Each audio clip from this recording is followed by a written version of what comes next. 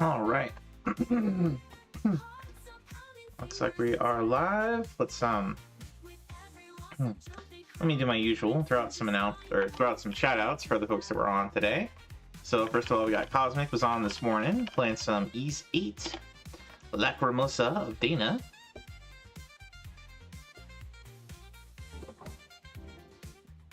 I gotta get around to playing that one at some point. Good times. Oh god. And then we had Foxy, who made a whole bunch of progress on Metroid Fusion on the Game Boy Advance today. Getting back to his request list. I actually lived through it too. I thought that was a fault of my death for sure. Was a good time. And then Pulse is currently working on some Pokemon Rumble. Go! Pokemon Rumble. Doing shiny hunting. You can get me! Stag was on this morning doing some more. He was on way early this morning before I got up. Doing some Sengoku Basara. Keep up the good RA work, brother. Let's see. Oh yeah, AJ was on earlier today. Working on some more Link's Awakening on the Game Boy Color. What? Wait. With some good times. Chances of that?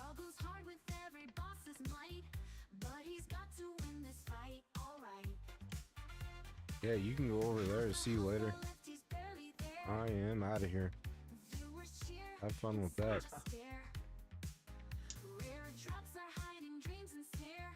See you later, bro. There's AJ playing some Castlevania. Good shit. Alright, let's swap over. Hello, ladies and gents. It is that time again for the Retro Achievement Review. And you may ask yourself, what are these Retro Achievements things that he's talking about? Well, Retro Achievements are... you can find... Oh, whoops. That is not what I wanted to do. Let me just do that instead. There we go. But I'll pin this for the night. Anyway, Retro Achievements is this handy-dandy little site over here. And what it is all about is basically like you have your Xbox achievements, you have your Steam achievements, you have your PlayStation trophies. Now you have achievements for retro games. They are put together by volunteers, kind of by gamers for gamers. And basically they put together sets of challenges and achievements on this website. And when you earn all the achievements for a particular game, then much like you get your Platinum Trophy, you get a nice looking badge that shows you've completed all the achievements for a given game, like Zork 1 or Zork 2 here. You eventually build up a bit of a wall of badges. It's kind of fun, kind of cool. And you can kind of show off the games that you've beat in your badge. Obviously, some are more impressive than others. But anyway, it's there's a leaderboards on the site. There's tracking of who's got the most points, who's got the most achievements earned, who's got the most badges, who's beat the most games on any given system. It's pretty cool. It gives a bit of competition, a competitive element to the community, and it just helps us to kind of put together a pretty cool retro community kind of built around the site here. So it's pretty neat. It's pretty neat. That's what we do at Retro Achievements. The way if you want to know, how to get going on the site, you basically create yourself a profile, log in and do all that, configure it how you want, set an avatar as you like, and then you go to grab a compatible emulator. Like there's different ones for different systems.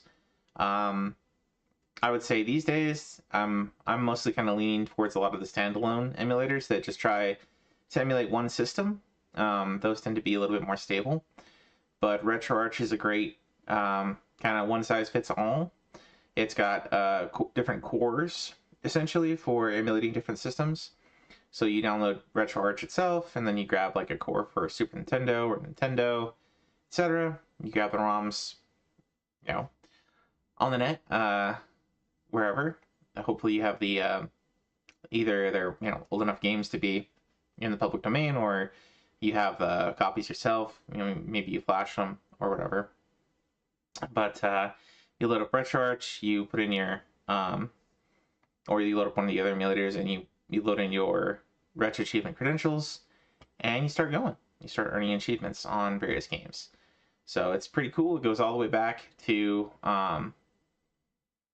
1970s systems like the Elector, the Fairchild Channel F, Intellivision, ColecoVision, late 70s, early 80s, all the way through Nintendo Entertainment System, the Super Nintendo, the Sega Master System, Sega Genesis, the NEC PC Engine, or as we knew it here, the TurboGrafx 16, the PC CD, the Sega CD, Sega Genesis, Sega Saturn, Dreamcast, the PlayStation 1, the PlayStation 2, the GameCube, most recently the Wii. We are still we're still going through a Wii launch event right now, where we are in, I think, like month two and a half, something like that, of a 4-month launch event, where they just they're putting out new sets for Wii games left and right. It's pretty cool. Hey, welcome in, Cosmic. Good to see you. Yeah, so that's what Retro Achievements is all about. And what we do here is we talk about new sets that came out recently for various games. We've kind of had a focus because the Wii launch event has been ongoing. We've been kind of focusing on the Wii games, but there have been lots of other systems that have come out with games in the meantime. We're starting to see a bit of a slowdown with Wii stuff, and we are seeing kind of getting back more into the normal kind of swing of things, I guess I'd say, with a lot of stuff that's for other systems. And I think we mentioned last week there was a big dev jam where they released kind of a lot of games that they had sets for that they were trying to put together. They usually have dev jams for, it's kind of like a miniature launch event where, a system already has sets on the site for it, but it may be kind of underserved, underrepresented. There might be like a lot of games that they want to put sets out for them. A lot of games for that system that they're kind of queued up, and they want to put them on all at once. And so they have like what they call a dev jam event, where they put like a bunch of Sega CD games all at once. We had that about middle of last year. We had like a Sega CD dev jam. We had an MSX dev jam. We had an Apple II dev jam a year or two ago. So this time around, they just had a bunch of different sets for a bunch of different systems. So it's a lot of the systems that had dev jams relatively recently, like within the last 2 years, and they just kind of bundled up a bunch of games that had it didn't quite make it into those previous dev jams. So we got PC Engine, we got Sega Master System, SG-1000, Arcade, Apple II, Saturn, kind of all at once, MSX. And we also saw other stuff that's been recent is they kind of broke off. Previously, we had Nintendo Entertainment System and the Famicom Disk System kind of together, and they were, considered like in with one group because in Japan the Famicom basically was the NES, and the version that came over here, of course, didn't have discs available, didn't have a floppy drive. So the Famicom Disk System was basically just the NES plus some things. But now they kind of decided to break that off because a lot of the games that came out for the FDS versus games that came out for the NES are significantly different enough to warrant separate sets. So now we have a separate set for the Famicom Disk System version of, say, Castlevania, and we have the NES version of Castlevania. So that's kind of cool. We get for people who would really like those games and had badged some of the NES versions. Now they have a reason to go back and play the Japanese versions. maybe now with some of the more interesting functionalities of the FDS. So save games and things for games that the American version required a password for instance. Hey, welcome in. Good to see you, Draco and Taco Loco. Good to see you guys. Hope your days are going great. We are just starting here, looking at the RA review. Currently looking at some of the new sets that came out. I think last time we did, we've been kind of having a Wii focus. Those are the games that we were playing. And I think the last one we talked about was the this Kamen Rider one. So I think that's where we had gotten to in just talking about new sets. Did you make top 10? You're going to go shower? Well, I was getting to that. The other part of the show here, I was just kind of giving my usual spiel here. The main part of the show is we're talking about new sets and events and stuff going on over at Retro Achievements. But we also talk about community highlights. And community highlights is where I go through, I kind of just keep a list of the folks that I follow that are regulars that pop in here on the channel, people whose channels I regularly hang out in, just kind of people in my circle. And we just kind of talk about, what the top 10 people were doing last week. And it gives people kind of an incentive to make it on the list for the week, so be active enough. I do follow some heavy hitters on the site, so sometimes it's a little hard to get on the list. It looks like Draco made it in number 5 last week. So congratulations, sir. Let's start from the top here. Mr. Greninja Man. So Greninja is a relatively recent friend of mine. Oh hush. He has a underscore in his name here on Twitch. But he's been racing, doing the races on Sundays. Well, sometimes Saturdays, but multiplayer races with Draco, Bendy, and I. And he's been kicking our butts for the most part. He's a very skilled gamer. Also very good at figuring out efficient ways to badge games, get through the achievements and so on. Oh wow, he got the shiny gold set. So it looks like most recently he got the badge for Donkey Kong Country Returns on the Wii, which has some really nasty speedruns at the end. But even nastier than those, to get the gold medal, you can get the shiny gold medal. And it's even tighter, and it looks like he got all the shiny gold medals to get this badge. So huge congratulations to Greninja on that. He also got the beat on City Folk, Animal Crossing City Folk. Looks like he's been playing some Peggle, and he's been playing some Medieval 2. Now, I think Medieval 2 is actually the achievement of the week, so we'll probably see a lot of people having picked this one up. But if you like spooky, but not super scary, just kind of, Halloween themed action adventure hack and slash, Medieval 1 and 2 are pretty good times. Pretty good times. A little bit out of season at the moment, but whatever.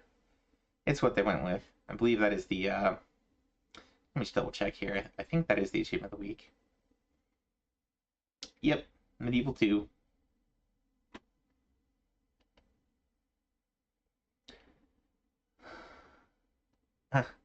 Welcome in, MePro. Good to see you. If you guys aren't familiar with MePro, he is another RA legend. Has done a whole ton of sets for the site. So one of the developers on the site, very active.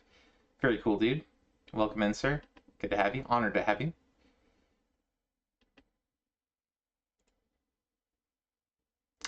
Next up on our list here, we got Necro. Mr. Necro G.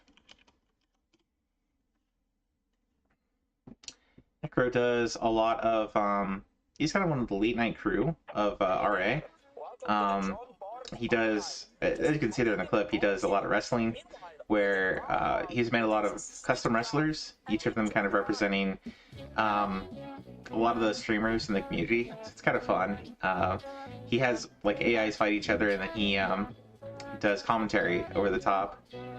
So I think he's got one for me in there that's Jack Frost, because I like all these Atlas games, and Jack Frost is kind of my avatar. So wise man put that one in there for me.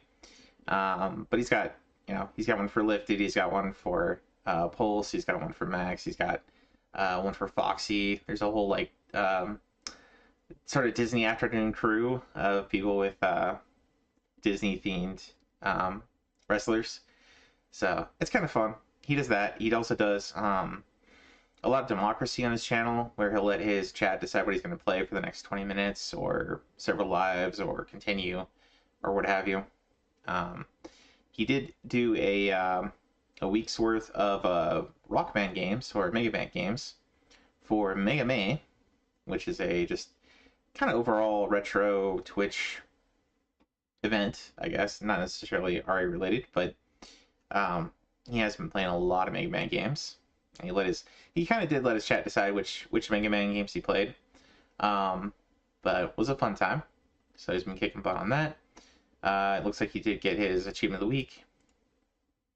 And he's currently playing some Super Mario Brothers on the, as we were talking about, the Famicom Disk System.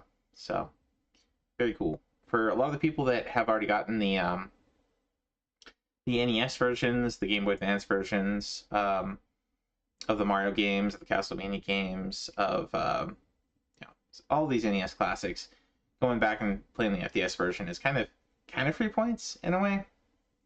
It's not necessarily the easiest games per se, but just like if they've already done it, if they've already done it on NES, then it's probably not a big jump to do it again, essentially, for FDS. So kind of some free points for a lot of those folks. So, well, very cool. Next up, we got Wise, and Wise is Wise Man Play here on Twitch. Throw him a shouty. Wise is another very skilled gamer. Who is always teasing my friends. It's not. You don't have the files to make FDS working. It's not free for me because I don't have the files to make FDS working. Yeah, it can be a little bit tricky. I don't know. For me, like most of the times, I can just load up something, and there's a button, an assignable button in RetroArch for like loading a disk, and like all you have to do when you boot up some of those games is just click that button, and then it loads up as normal and plays as normal. But I don't know. I haven't delved deep into the FDS stuff, so I don't know if it's harder. Obviously, it's going to be probably harder and more involved to emulate some of those games than others. But I don't know. I guess just try and troubleshoot or try a different emulator maybe. I think you need some BIOS or something. Oh, probably. I think I probably did grab there's a RetroPie kind of repository that people have that has a lot of the BIOSes out there if you look for that. And I think it does have an FDS BIOS, which I think I grabbed, but I didn't specifically set out to grab that. It's just let me load up RetroArch here real quick since we're talking about it. There we go. So let me see if I even have any of the FDS versions of things. Like let's say, for some reason RetroArch and Dolphin don't play great together with my controller. They steal the settings, so I have to unplug and replug between anyway. But let's look up Castlevania here. And I don't know if I've got the FDS version here. We'll see. I don't know if it's a separate thing or if this is just it.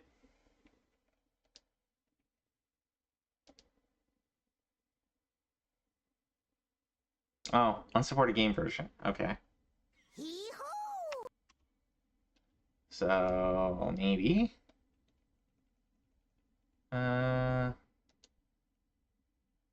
So this is NES. We're looking for Castlevania.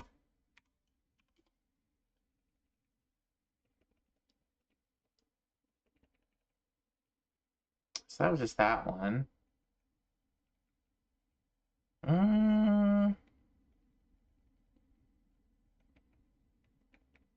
That's different. Okay, so maybe I would need to grab the FDS version.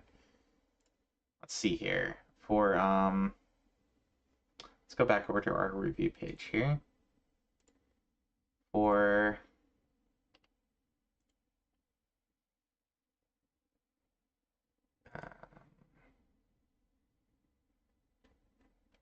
oh, I guess I didn't bring it up because I didn't load the right version. Alright. Castlevania.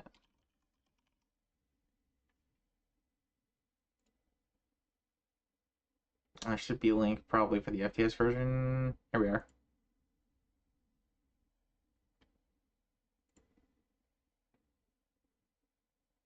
Okay, so there's a .fts file, Akumajo Dracula. There's a revision 2. There's probably a little revision 2, because that would mean that any issues would have gotten patched out. So let me see if I can find that real quick. I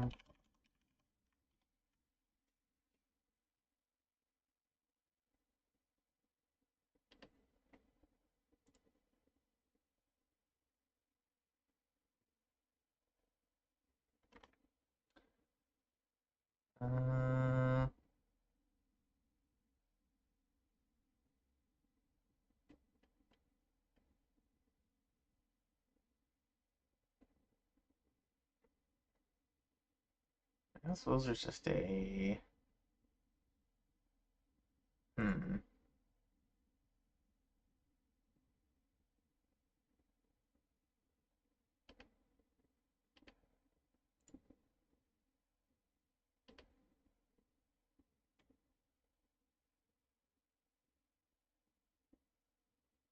Okay, so this is version 2. So it might be this one.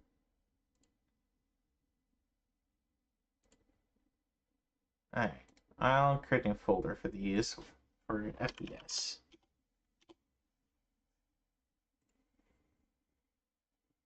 I'm fairly certain some of the games I've played already have been FDS as opposed to NES, but just for giggles.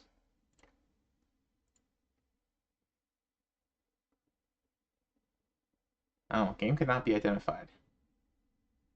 Huh.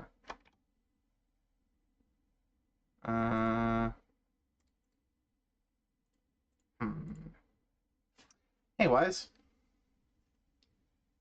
We are trying out some FDS games real quick, just to see if we can. If we run into issues. So this is Castlevania.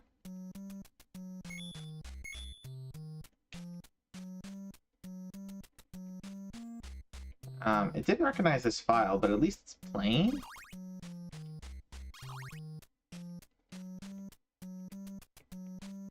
So, progress. Double dipping? Yeah. Totally.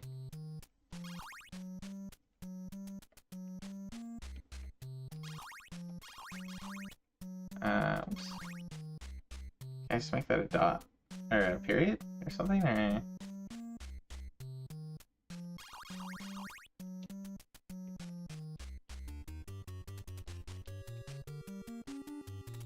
Bum. How goes the monster hunting? It goes really well, actually. Sark and I were doing a bunch of, and eventually Rev joined us.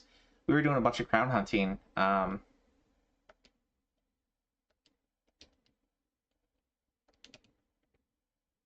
think that's right. There we go. Yeah, so it set the L and R buttons for messing around with the discs on this. Yeah, so side change, insert, eject. So I basically just swapped it to disk B.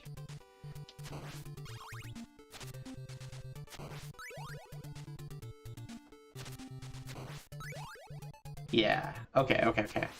So this is just, which emulator was this one again? This is just the FCEU core. and it looks like it is using a disksystem.rom. So you do need to find this BIOS to get it working. Looks like you don't necessarily need the NES.PAL. You certainly don't need the Game Genie. But at least it's working. This is apparently the wrong file. It's not recognized by Retro Achievements. But hey, at least we know. You just need that disksystem.bios or disksystem. What was it again? Disksystem.rom. Just another BIOS. Pretty straightforward. But yeah, let me go back to our review. And there we go. Actually, Wise, it's kind of funny you came in because we were just doing community highlights, and you are the next person on the list, sir. So, looks like you were playing Tenshio Kurau, which is like, what is that, like heaven, eating heaven or pursuing heaven or something. It's the, I think we've seen this on arcade. It's a beat 'em up, like it's like Chinese history, Romance of the Three Kingdoms, beat 'em up, covering that. So pretty cool. And yeah, there's a whole series of these, but Destiny of an Emperor. Okay. Was it a this is an RPG, isn't it? Okay. So it's from Capcom. That one's from Capcom. As is this one. Okay. Yeah, okay. Here's the arcade version. It's called Warriors of Fate over here. But it's the same game. It's Chinese history, beat 'em up. Pretty neat. It was Achievement of the Week, I think, a while ago. It's Warriors of Fate Saturn version. Gotcha. And you almost batched already. With special moves cheat enabled. Only as Kochu. Get the Seiko. Get a secret sword. Okay. And looks like you were also just booting up some other Dreamcast games. You got Dead or Alive 2. Nice. Congrats on that. Oh, I guess this was, I guess you got this a while ago. But, congrats, man. Very cool, very cool.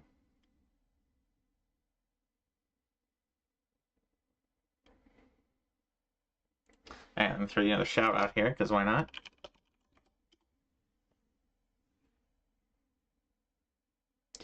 And I am technically 11 on this list, so I shouldn't talk about myself too much, according to my own rules. But you did ask about monster hunting.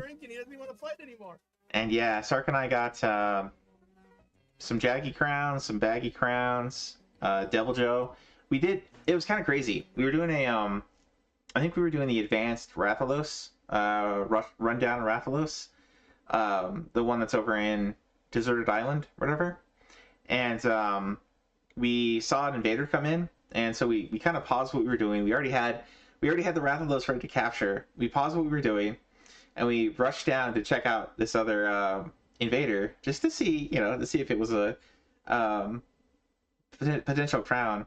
And it was a Devil Joe that was just a little bit taller than us. So it was the small Devil Joe, and we got the crown for it. So it was a lot of fun. It was kind of a crazy quest.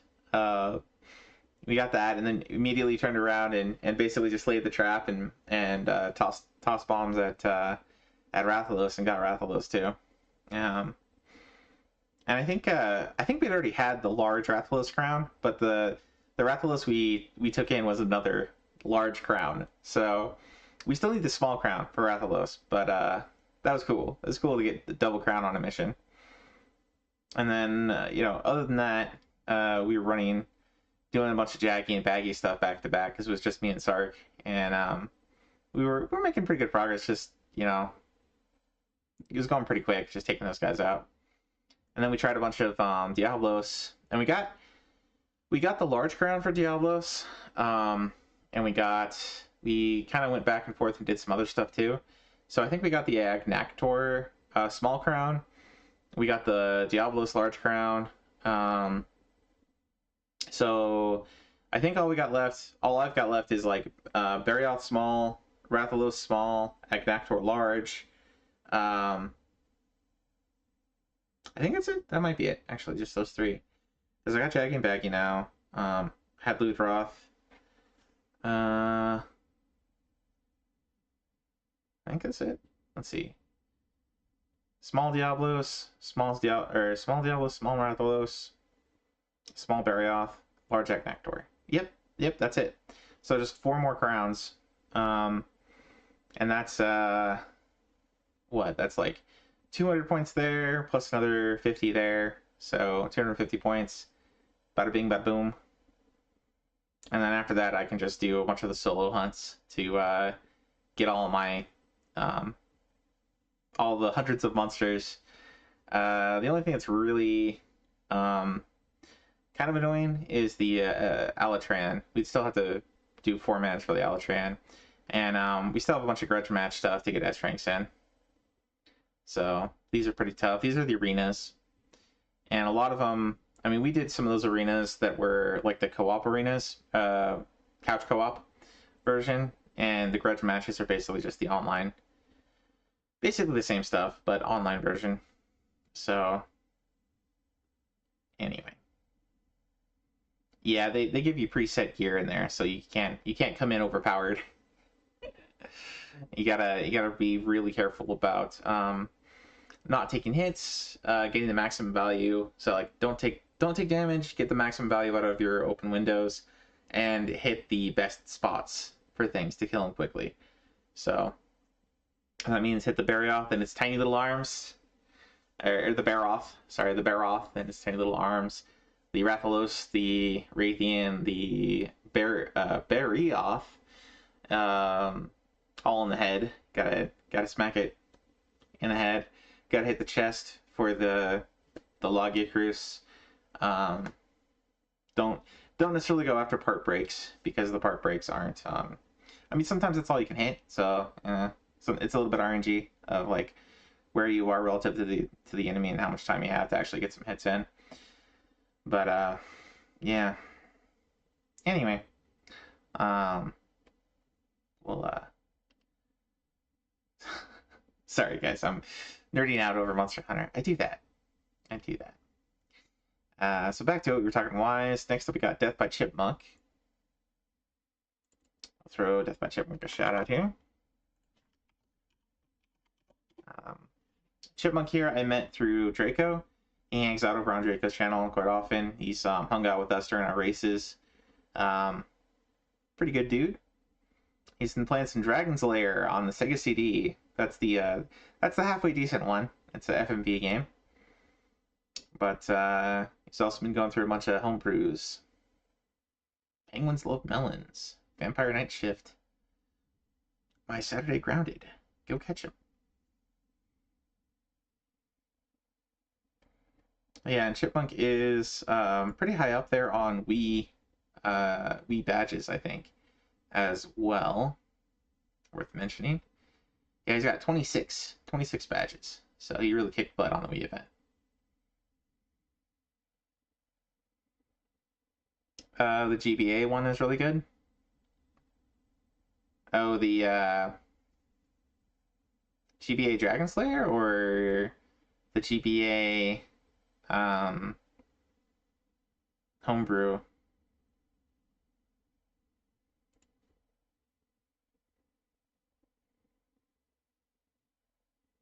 Oh, Dragon Lair.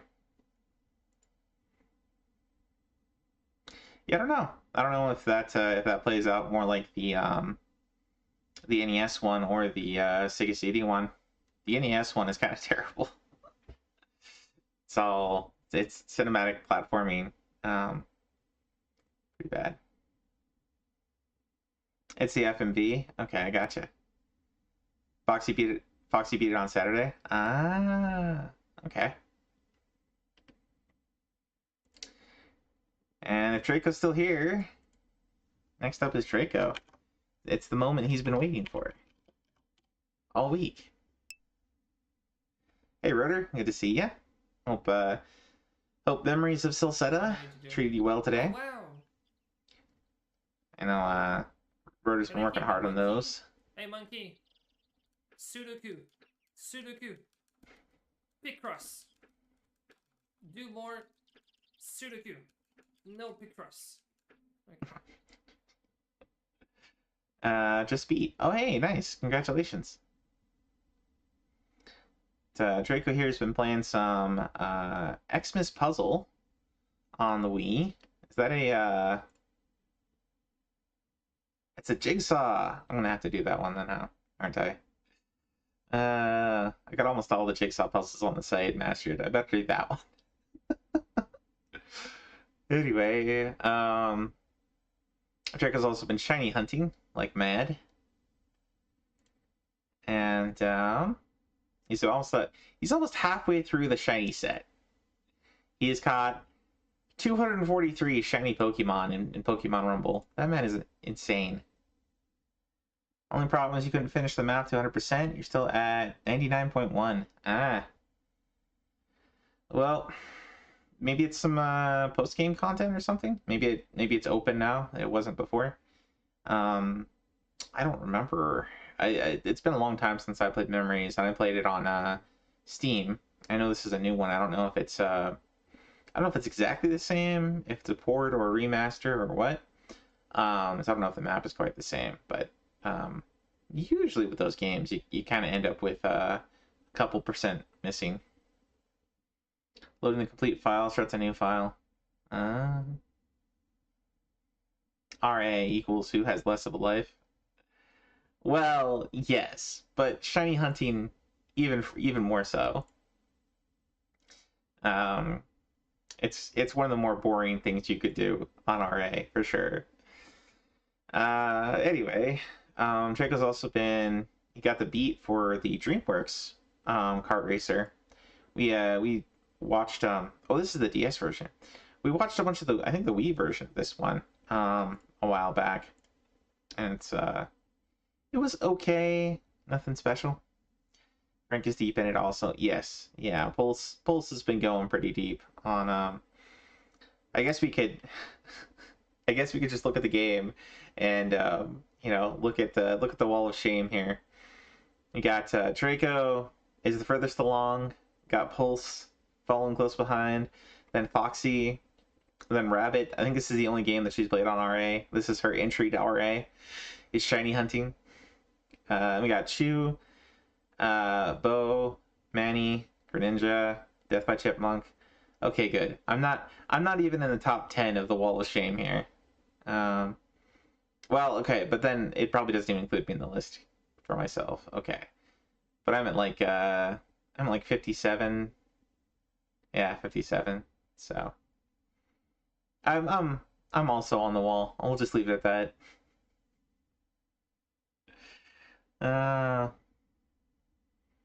That's impressive for Foxy because he plays so much other hard stuff also. Well, yeah, I mean, Draco does too, and Pulse does too. I mean, Draco's been kicking butt on Wii, getting a bunch of different stuff badged. And he was doing Peak Streak. He finished his Peak Streak.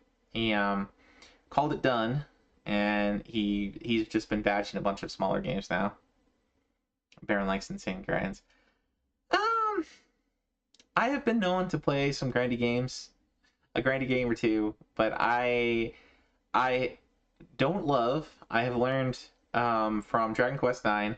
I really don't love grinding for randomized drops of things.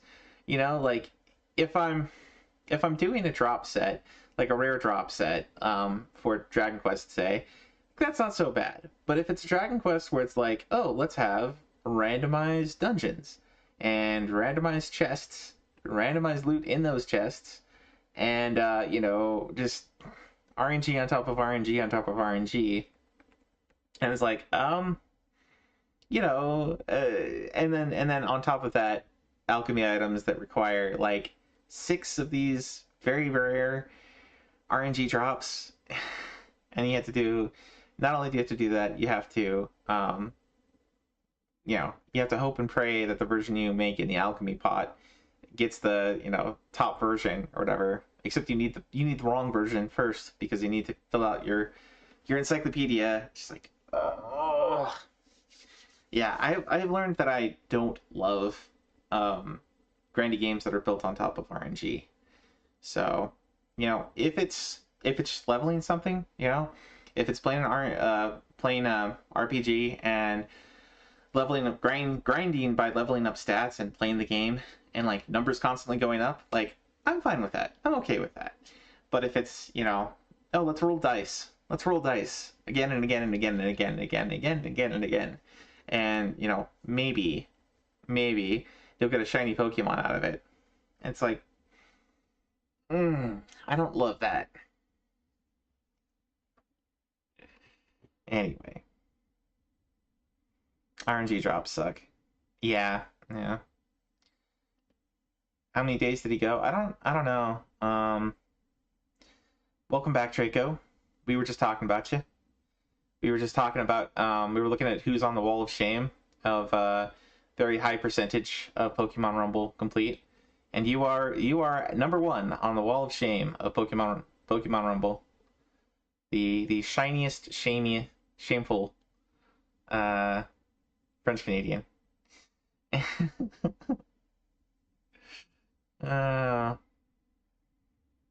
Oh, how many days for peak streak? Yeah, okay. 375. Yeah.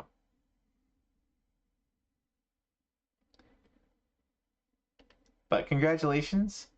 It was a very long streak, sir. Salute you. I'm glad you're done and less stressed. One fewer thing to stress about. Yeah. It was good times. Now you don't have to worry about leaving games unbadged with just one achievement left so that you can peak streak it. Which is so dumb.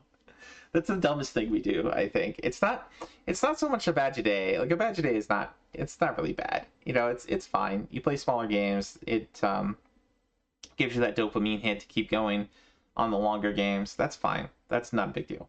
But when it's like, oh, I'm gonna play some games, but I don't want to badge them today because I already got my peak streak for the day. What do I want to do now? You know, like that's a silly feeling. That's silly. We do silly things sometimes when it comes to stuff that we do for RA. So anyway, next up on our list we got Andy. Let's throw Andy a shout out here. Andy is a very entertaining streamer. He does retro on 2 channels. The social channel he has is his retro achievement channel, and his speedrunning channel is the gaming network. And it is a good time over there, regardless of which channel he's running at the time. If I'm happy and you know it. He does tend to rage sometimes, which is not the happiest thing. But it's usually a good time. He does lots of memes and stuff. Keeps it fun. Very interactive with chat. Good dude. Fun dude. Very skilled gamer. Has kicked the butt of a lot of different genres. But I feel like usually when I catch him, he's doing some like Mortal Kombat stuff or some Street Fighter stuff. Very awesome at fighting games. And looks like he booted up some Thomas the Tank. He got the beat on some Dreamland, Kirby's Dreamland. And yeah, last time I watched him, he was doing this. He was doing some Guitar Hero, getting some of those 5-star ratings on various songs. It was a rock and rollin' night. Looks like he also booted up some Ninja Ryukenden. This is the PC Engine version of Ninja Gaiden, basically. Usually considered not so great. There's a bit of input eating, but still Ninja Gaiden, so, you know. Anyways. Make sure to do Xmas. Oh, yeah. I saw you were playing the another Jigsaw puzzle game. So I might go after that. I have been doing Mahjong today, so I'm probably going to finish that, and then maybe I'll do your the Jigsaw puzzle. We'll see. Hey, Nikolai. Welcome in, sir. It's almost worse than the other one? Oh, thanks. Thanks for the recommendation. Actually, I don't know. The what was it, like Peter Pan or something? that one wasn't terrible. It wasn't a terrible jigsaw puzzle game. They had some odd shapes that they used for the pieces at times, but it wasn't terrible.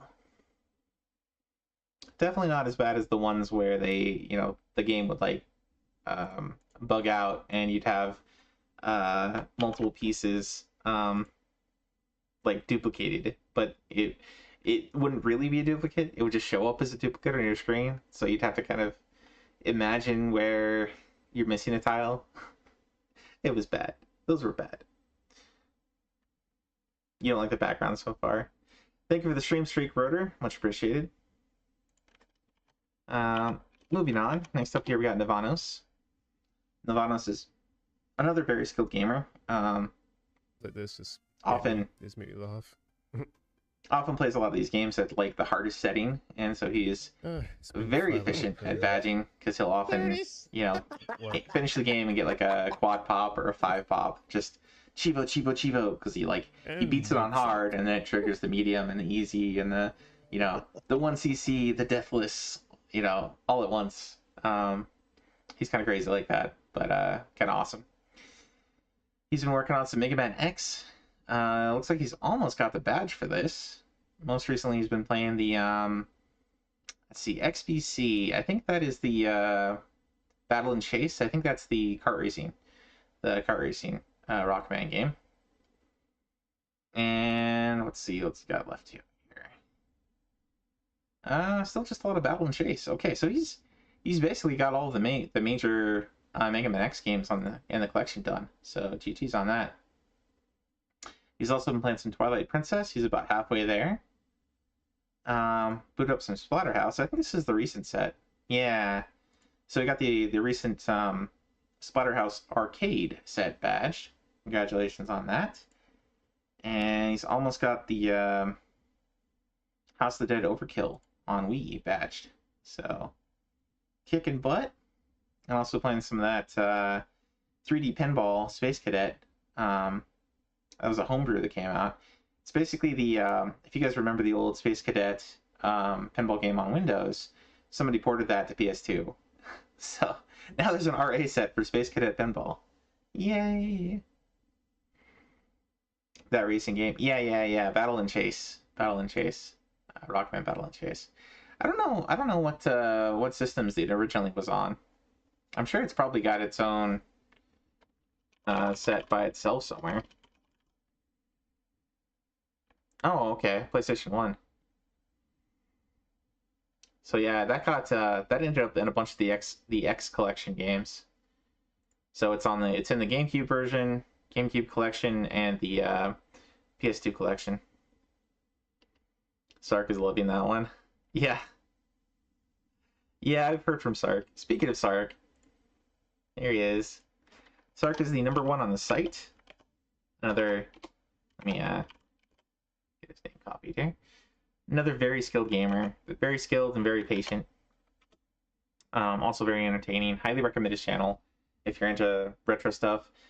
He does especially like to play a lot of the most bizarre titles, stuff like Oh No and Demolition Girl and some of those things. I mean, I gave him Demolition Girl, so I can only blame myself for that. But really good time over there. Excellent gamer. A lot of fun. Really good, especially at 2D platformers and 3D platformers. He's the pinball champ of RA. And he's made his badge list all the waifu badges he's earned over time. Because there's this ongoing issue where they declared that you can't display more than 800 badges on your profile because it causes too much of an issue for people whose internet can't handle loading that many little JPEGs and PNGs and such for whatever reason.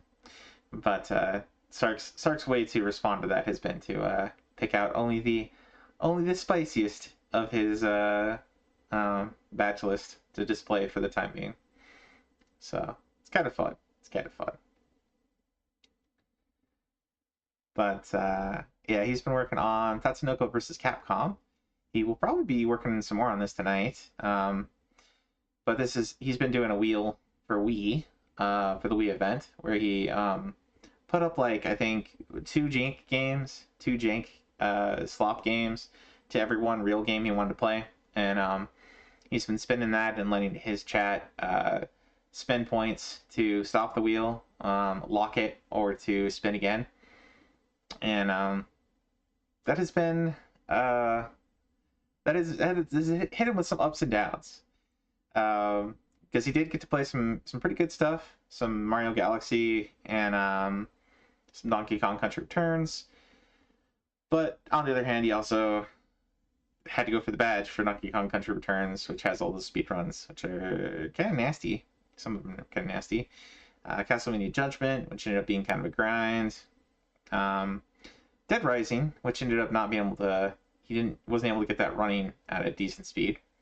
Oh yeah, and his chat made him play both PokePark and PokePark 2. So, yeah. I think he probably had a better time with some of the jank just because it went by faster. So, yeah, he did end up playing Imagine Party Babies and M&M's and Thomas and Friends, among other things, and Muscle March. And I think he actually had a pretty good time with some of those overall.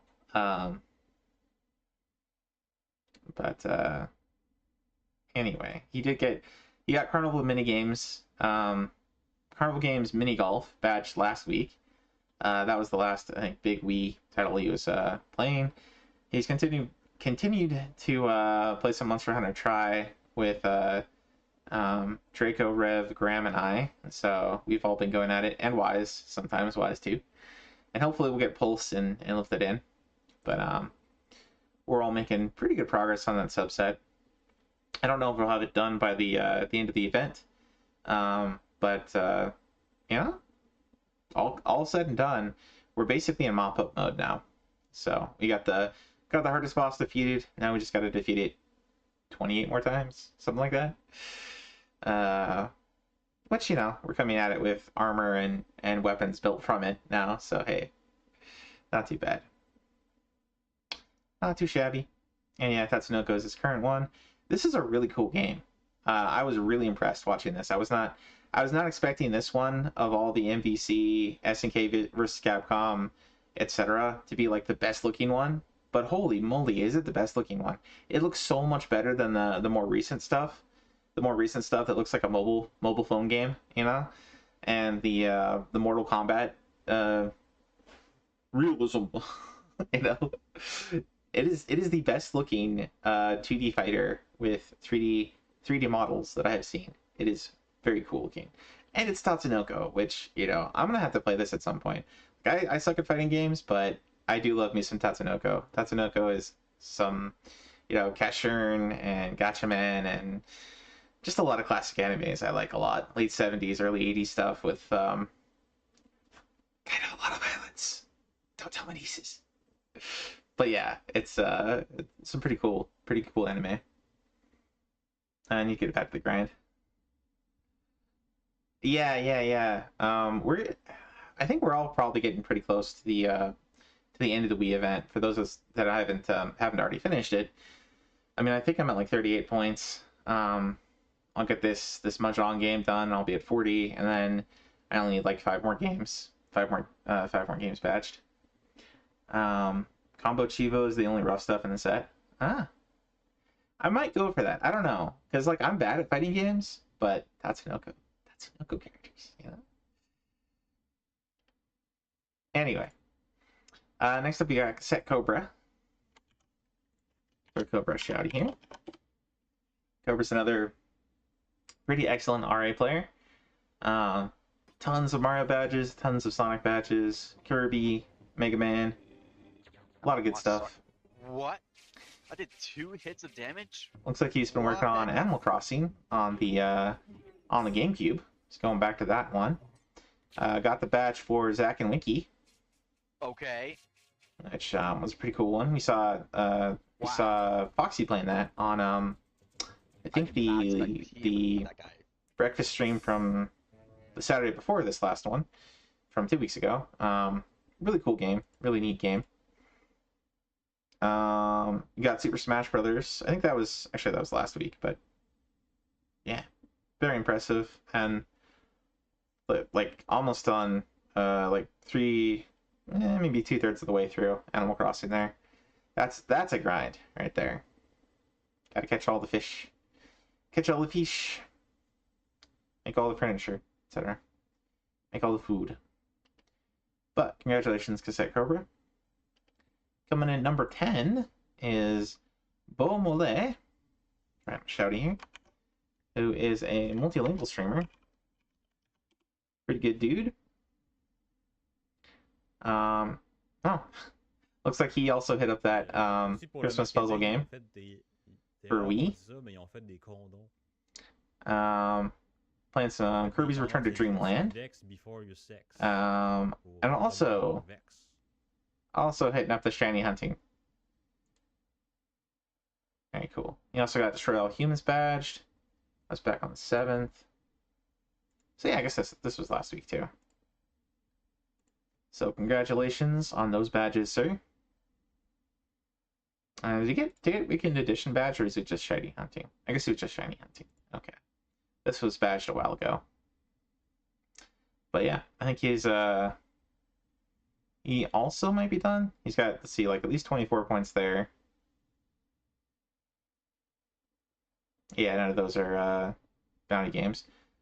So 24 plus another at least 15, that would bring him to 39. Any okay, then Brawl is like I think Brawl's a triple bounty. La Mulan is definitely a triple bounty.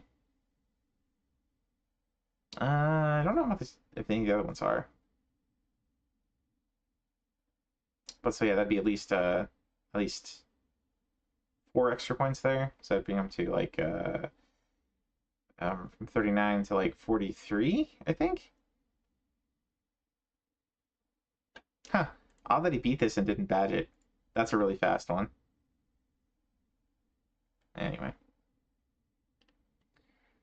Anyway, so congratulations to everybody that made the list. Congratulations to everybody just in general. Keep kicking butt, guys. Keep earning them Chivos. I salute y'all. Hope everybody's having fun too. And a lot of us are probably pretty close, like I said, to finishing off the Wii event. And kind of getting back into the swing of things with other stuff. Yeah.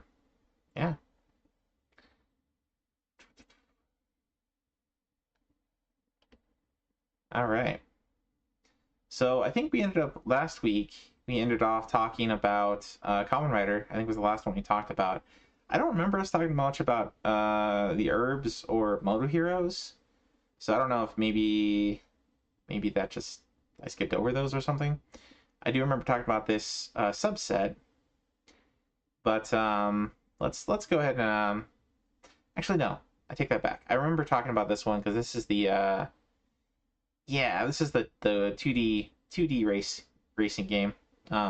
Really more of a platformer, but you're on like a little go-kart thing, speeding around. So I think we did talk about this one. Okay. So Herbs is just another sim game. If we didn't talk about that one, it's basically just, another Sims game, if you guys are familiar with Sims. This one focused a little bit more on, I want to say well, I mean, I guess the Sims game in general. You build characters up, and you're, giving them jobs and choosing what type of education they might get, choosing what type of partners they might end up with romantically. Building their home, adding furniture, designing houses, things like that. It's a very fun little sim game. Not really my genre per se, but a lot of people out there enjoy them. The set requires you basically to max out all those different things with at least one character. Not necessarily maxing all of them on one character, but like maxing out this skill or that skill, get a bunch of money, gather a bunch of stuff, unlock extra social moves, make a lot of enemies, do a lot of romances, recruit some cameo characters.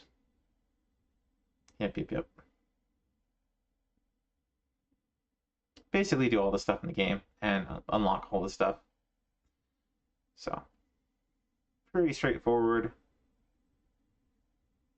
And then we did talk about Kamen Rider. So, here's kind of where we're starting. I want to say we did we talk about or play some of his other stuff? I think we talked in general about the Def Jam stuff. There's a lot of cool games there. I think we'll try and play on some of those tonight. And then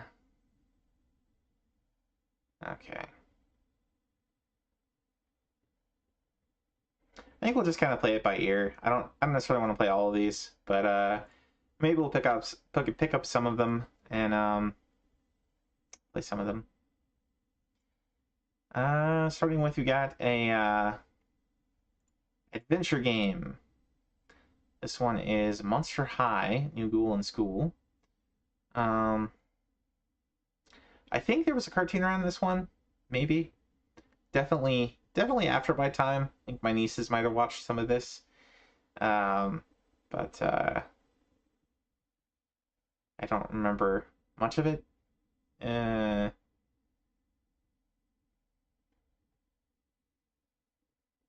But it is basically an adventure game. It doesn't look like there's any missables. Nope. Okay, so pretty straightforward set. Might take some time, but basically collect a bunch of things. Gonna be, you know, finding things in places, using those things to solve puzzles. Maybe playing some mini games here and there.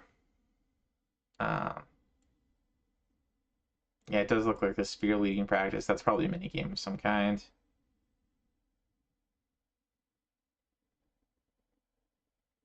Yep. Need to gain contacts, wander about, talk to everybody. The usual kind of stuff.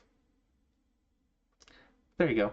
If you liked, if you were young enough to watch Monster High and liked it, or if you just like adventure games or are looking for another relatively easy beat for Wii points, there you go.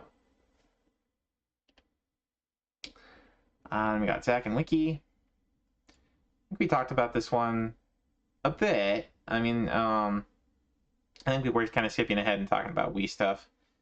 So it's also an adventure game. It uses a lot of the point and click interface. So it's got a lot of motion control stuff. You do need to beat every section with this unpuzzleable rating. It's not marked as missable, so I'm guessing you can go back and retry them if you miss them. And you can also get extra treasures in those areas if you miss them. I hope. Yeah, fingers crossed. But at the very least, you'll probably be able to save, and just saves come if you miss something. So I do want to give this one a shot. So I think we will let's go ahead and load this one up. Play some Zack and Wiki. Oh, that's not the button I want to push. I just hit the never auto update. I want it to always auto update. Let's see here. There we go. Let's try that again. Install the update. Thank you. Every time I open up Dolphin, it's got more updates. Because of course it does.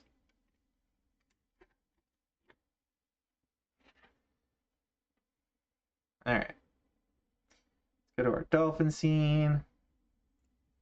I'll load up some Zack and Wiki.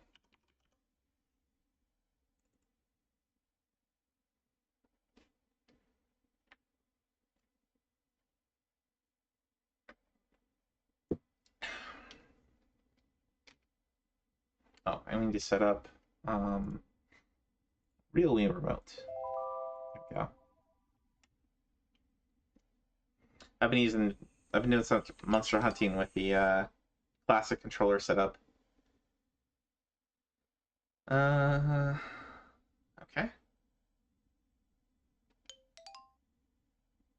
I think we're good. Yes. New save data.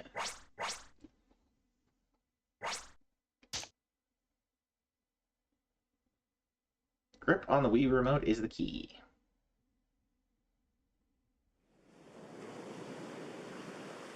Have you heard the tale of Treasure Island? Treasures from around the world rest beneath its sandy surface. Many have tried to seek for its treasures and the legendary ship. What? You've never heard of the legendary ship?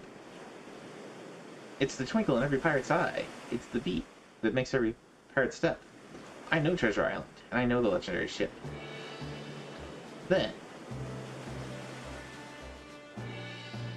I met a young lad seeking to become a world-famous pirate. That's how the story begins.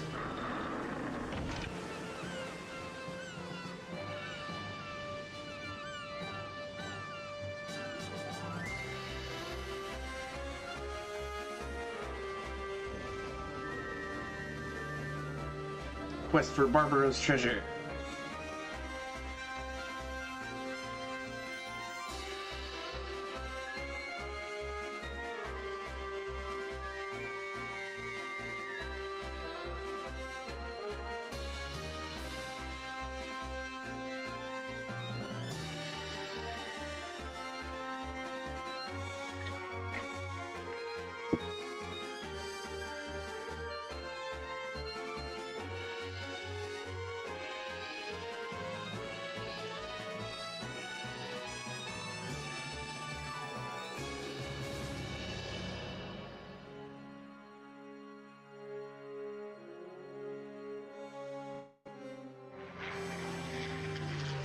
Oh, there's a bit of stutter there.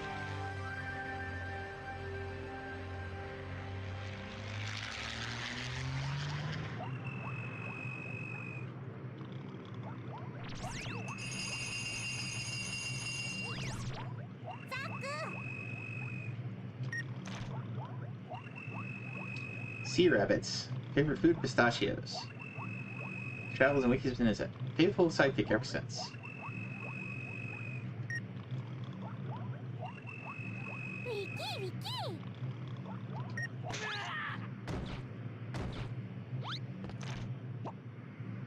The newest member of the Sea Rabbits. Zag is a free spirit with big dreams. Someday he wants to become the world's #1 pirate.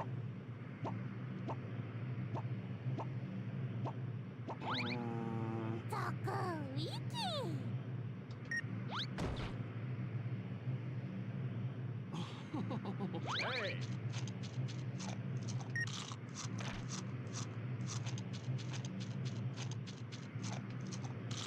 Johnny!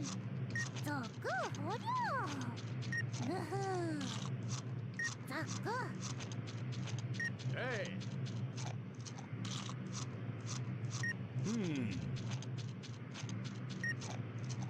Hey, hey, hey, hey! Oh. Hey, hey!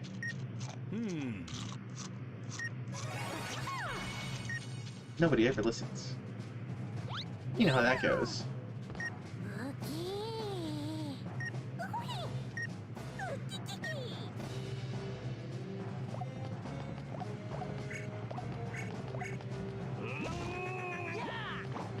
Hey! Hey, guy!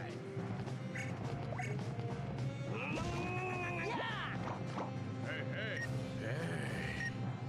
Don't go fiddling with it. Hey, hey, hey, hey! Hey, hey, hey, hey!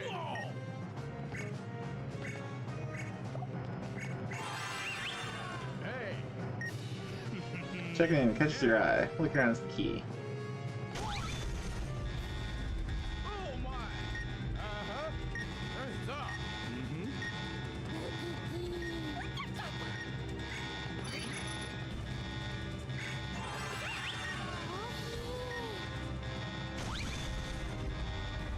Oh my!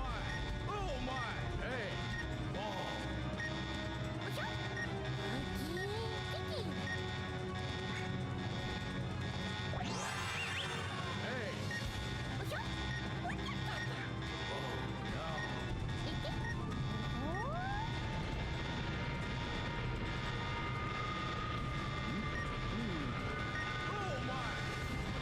bourgeois pirates called the Rose Rock.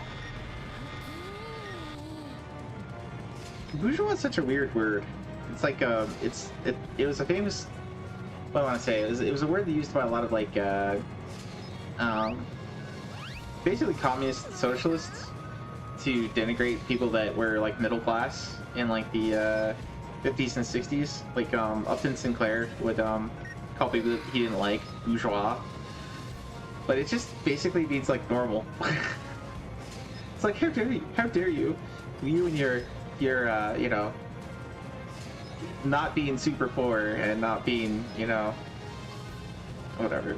Anyway, bourgeois. Look at all those rabbits, thinking they have the right to grab whatever treasure they fancy. They need to be taught that all the riches of this world belong to me. Go and grab that treasure map. Spoke the core, she enjoys the finer things in life, and she loves treasure. So not really bourgeois. I don't know. Odd choice of word there.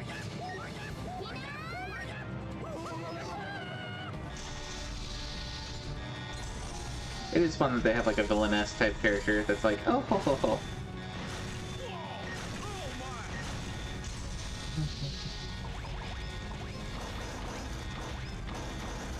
Oh no, they're invading.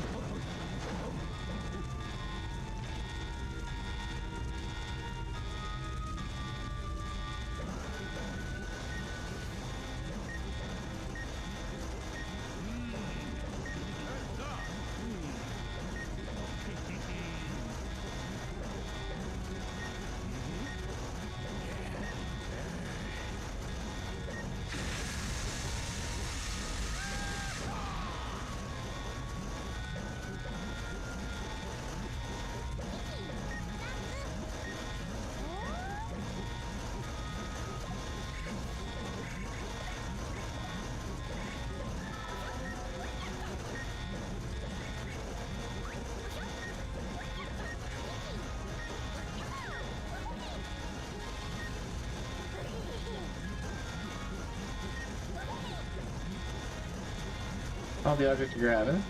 Pull the leverage, especially when you run as over 11, pull back. Give it a shot.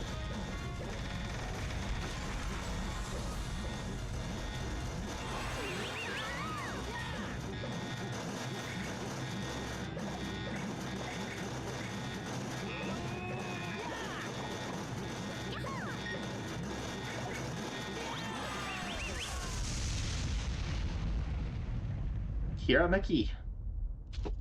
Hirameki. That's kind of funny.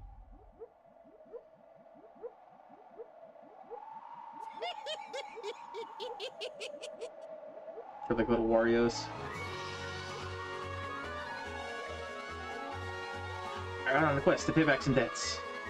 Scratch that. I'm on a quest to make dreams come true. A noble pair of heroes. But do they have what it takes to find the legendary ship?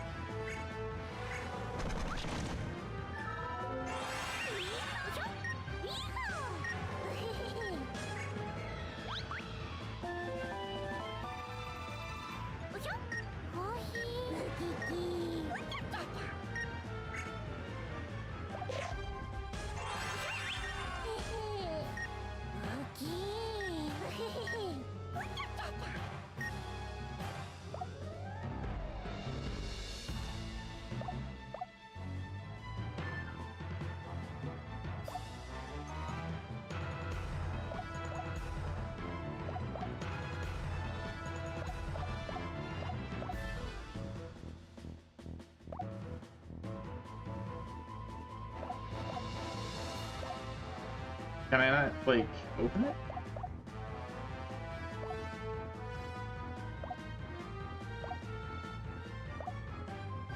I need to hit that button, right?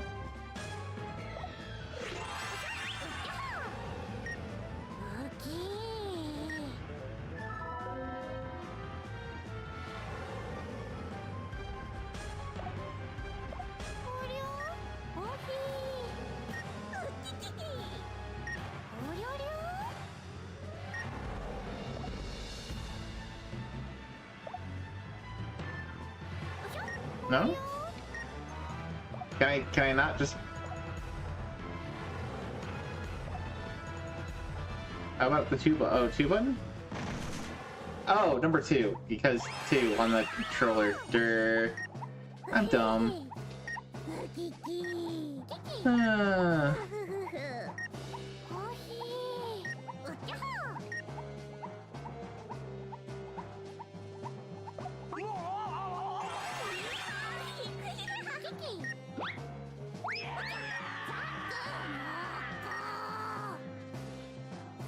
What a jerk. He's like, here, throw away your umbrella. It'll be completely fine.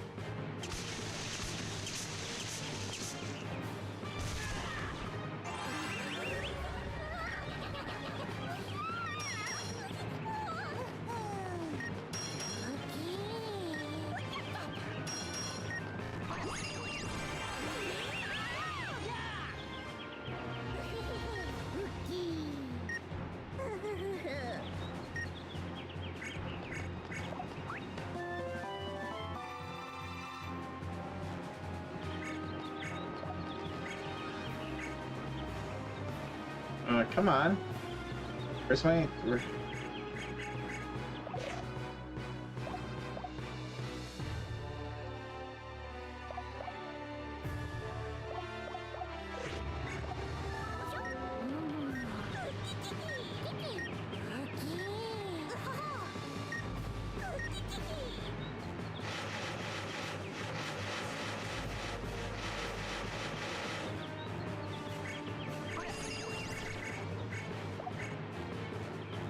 Can I...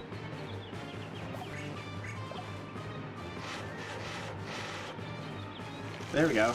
I don't know why it put out early. That was weird.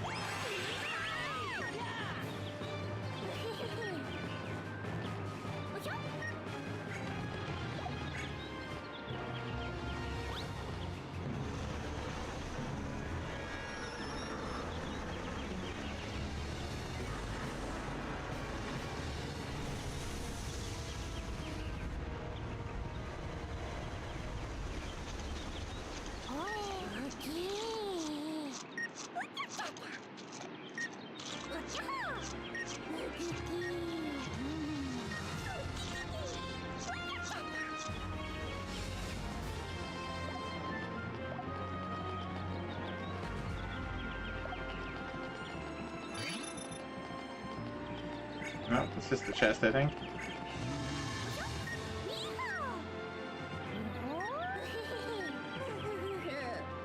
Probably only curse us.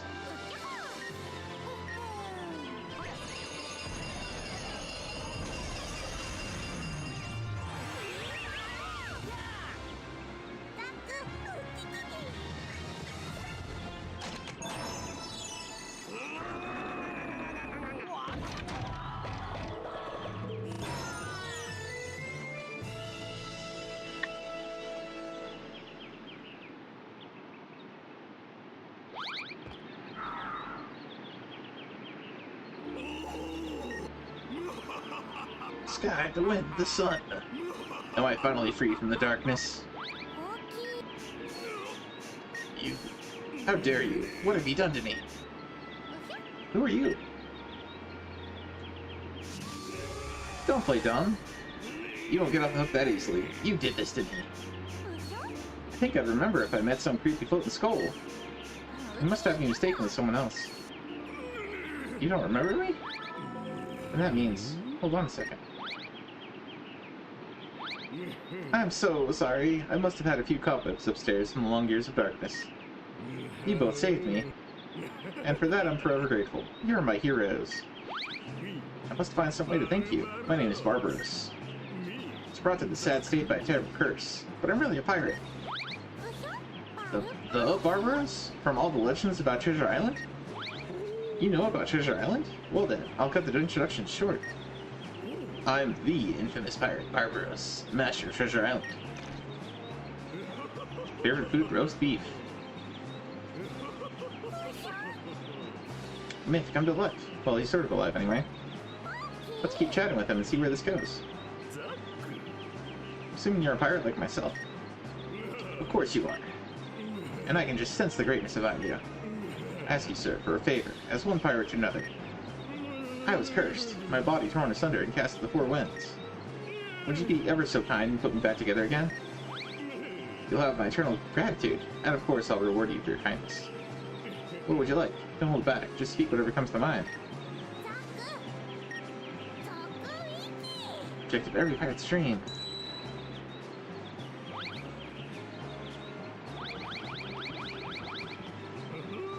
Legendary ship. My ship's become a legend. Do you want her? Got excellent taste. I know I sense greatness from you. She'll get you anywhere. You want to go in a jiffy. This is just between us pirates. But that ship is the reason I became such a world-renowned pirate in the first place. Alright, it's a deal. If you can put me back together, I'll take you to Treasure Island. And give you the old girl. Yes, my legendary ship. Put me back together in your capable hands.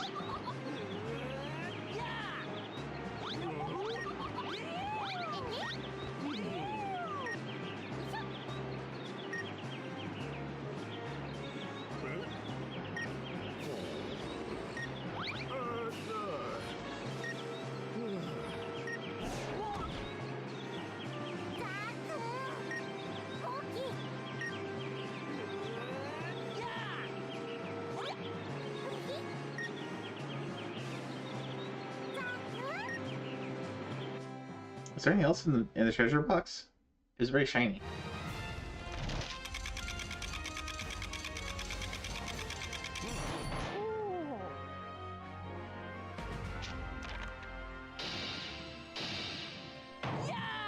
Unpuzzleable. Nice. Ordinary pirate rookie.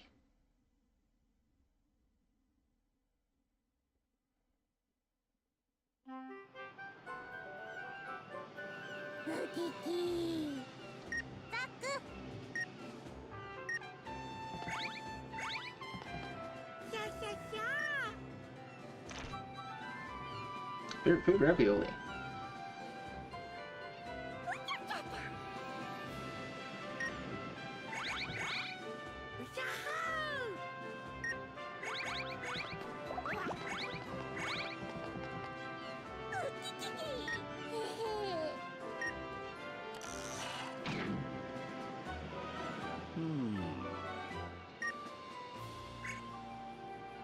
Ho-ho.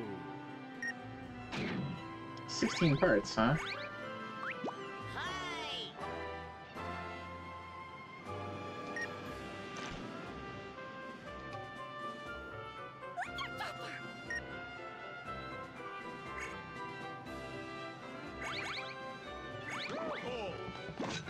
Hands up!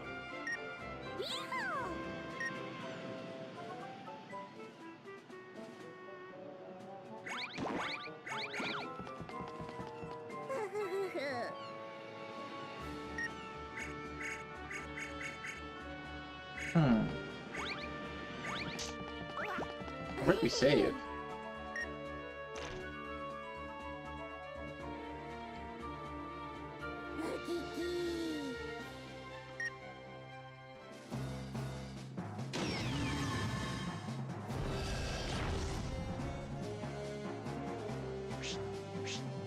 we can do one more level. One more level. Bit of tragedy.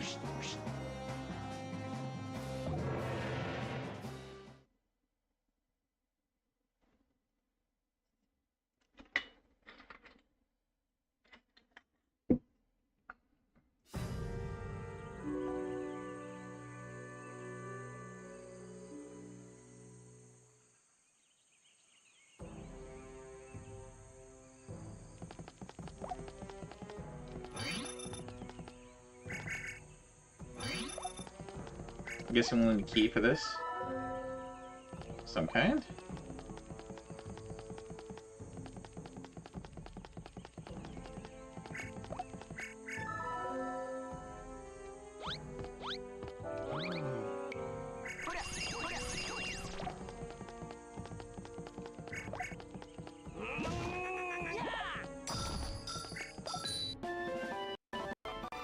Slunson.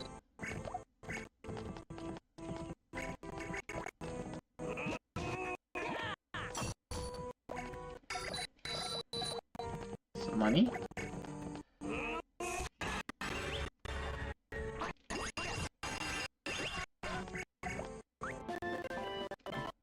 Hey, nice.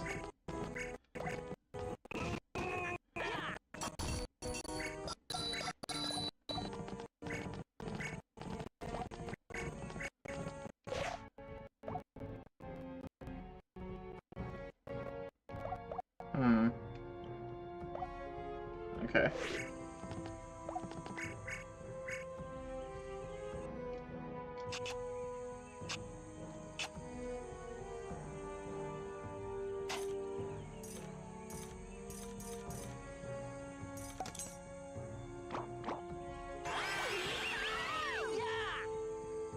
There we go.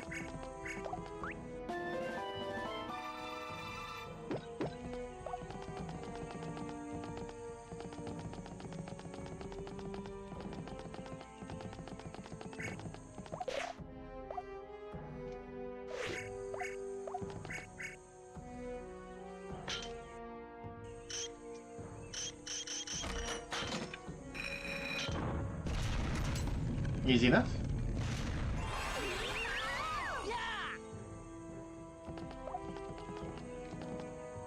Oh. Hey. Mm-hmm. Yeah. Mm-hmm. Mm-hmm.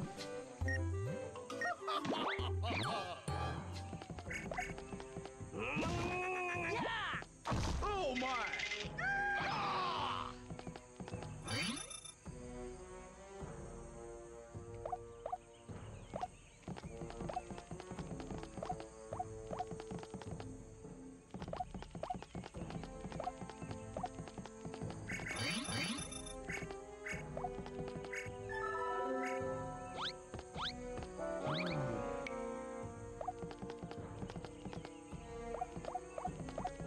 Let's go get the other long arm thingy.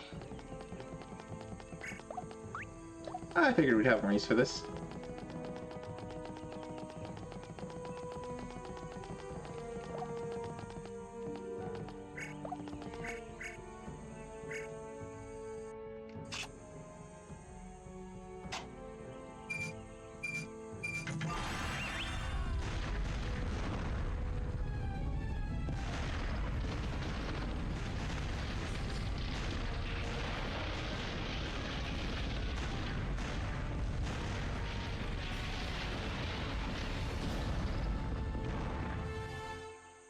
Okay.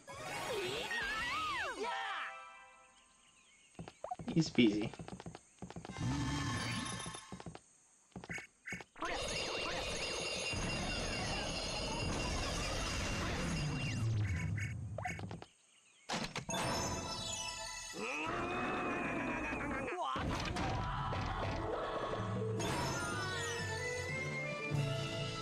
We got his hand. Or a bracelet. Hoi,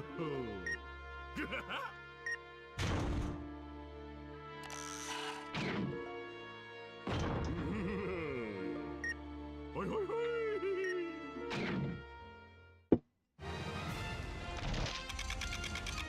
Oh, is that kind of unpuzzleable?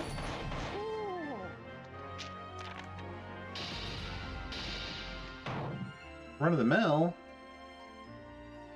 Hmm.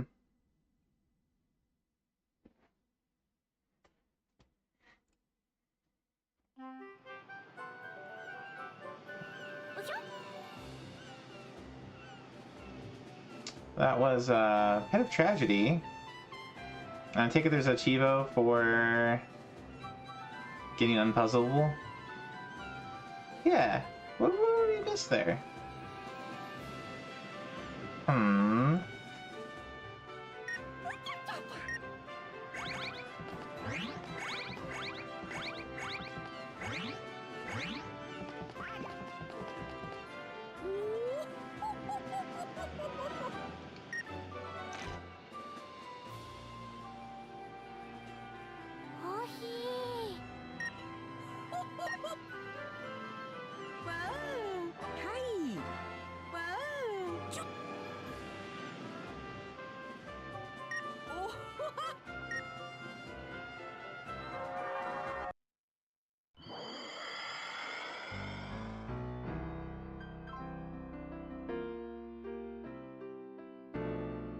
Hey Draco, welcome back.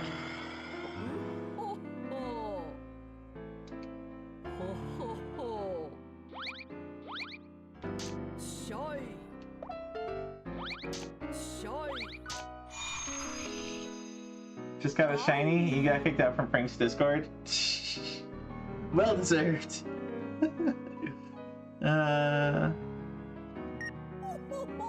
Wonderfully charming store owner. You did? You actually did?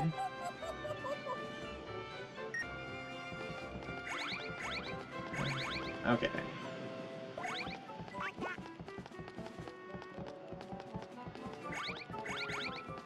Oh, do we have more news?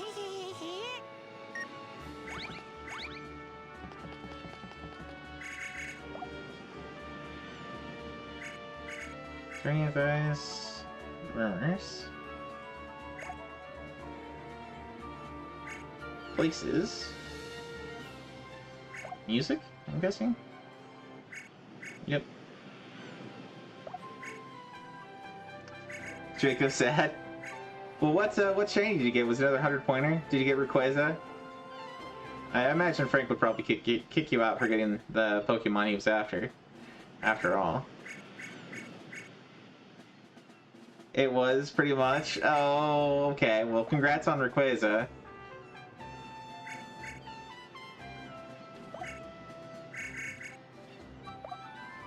What was this one? Just main characters? Okay, so it's a Beastery. Got it. Alright, let's go for Unpuzzleable on that,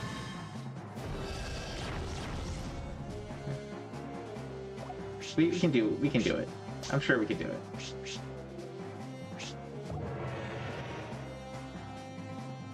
Okay, so we need at least 70,100 to get Unpuzzleable. It's that annoying you're gonna do. Go in there, he did kick you for it.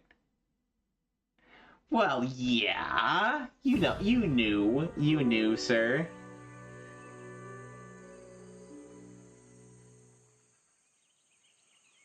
Okay, so come on.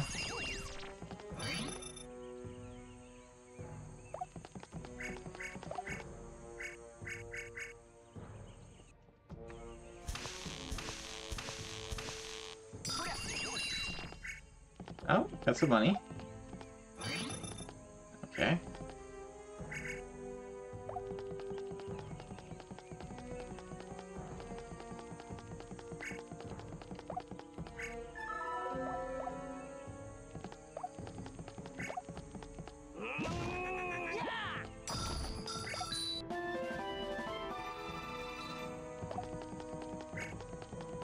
Okay, need to shake this.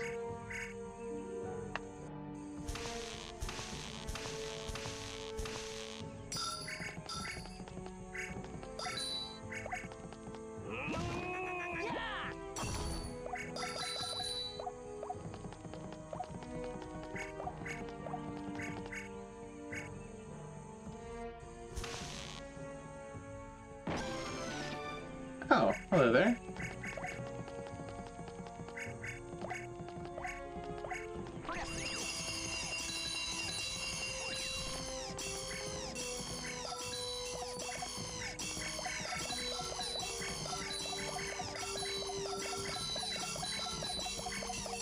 Ah.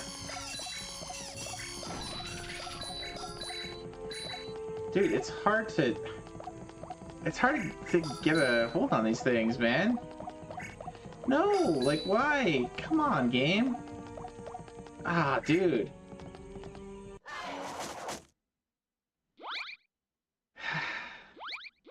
Hey. I lost most of those coins. That's so dumb. Ah.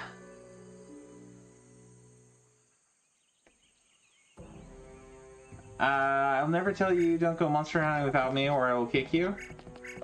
Well, no, but like, you know, if you specifically go after like a crown or something that, you know, I want to get or something, and like, then you kind of wave it in my face after you get it, then yeah, I would be a little annoyed, and that's basically what you did. You went after a shiny that Pulse has been after for quite a while, right? It's no wonder, you know?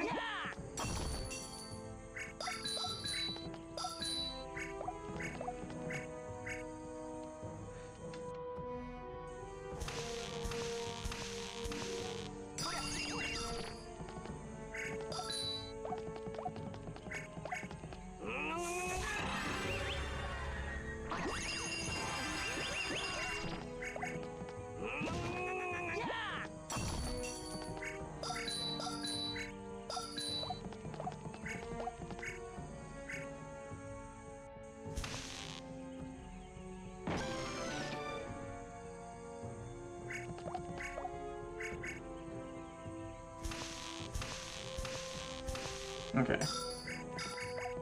Oh, hey. Oops, that's not what I wanted. Go back, get that coin. Thank you.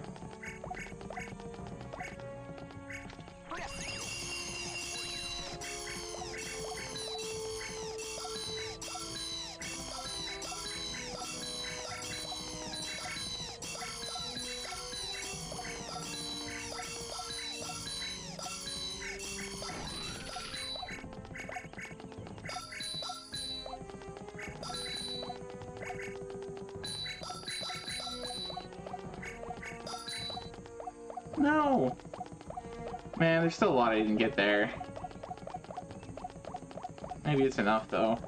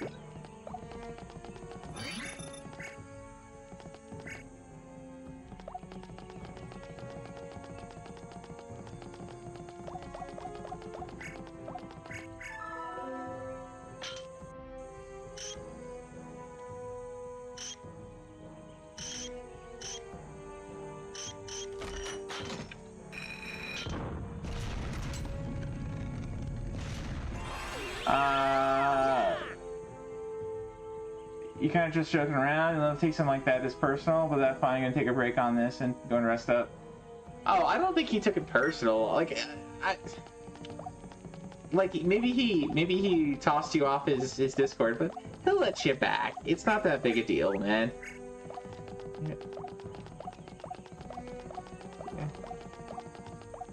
He knows you.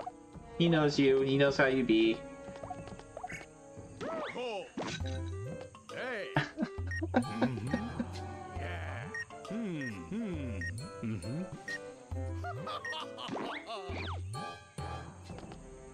Okay, so maybe we're not supposed to, I think we are supposed to pull down the thing, but maybe we're not supposed to destroy the thing first. We're not supposed to get rid of our friend there.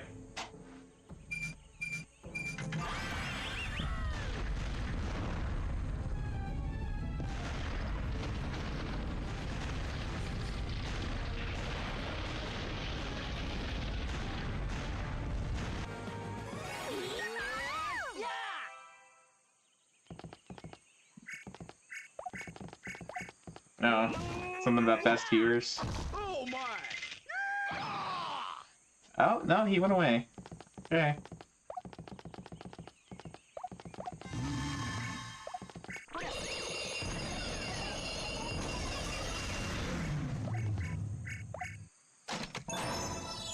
Oh, thanks, Draco. Thanks you for banning that guy. Just a bit disappointed. Well, again, it's like, what do you expect, you know? Pulse is gonna react in some fashion, you know? Okay, so we got a bit more points, but I don't know if we got our 70,000. No. Dang, we're missing a lot. I'm not sure. I'm not sure what else we're supposed to be doing there.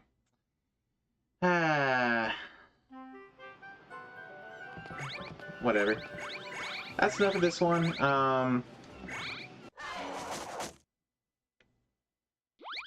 Is this autosave? It must autosave. All right. Probably.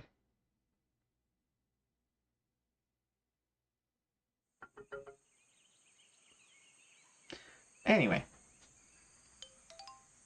I'm guessing we'll...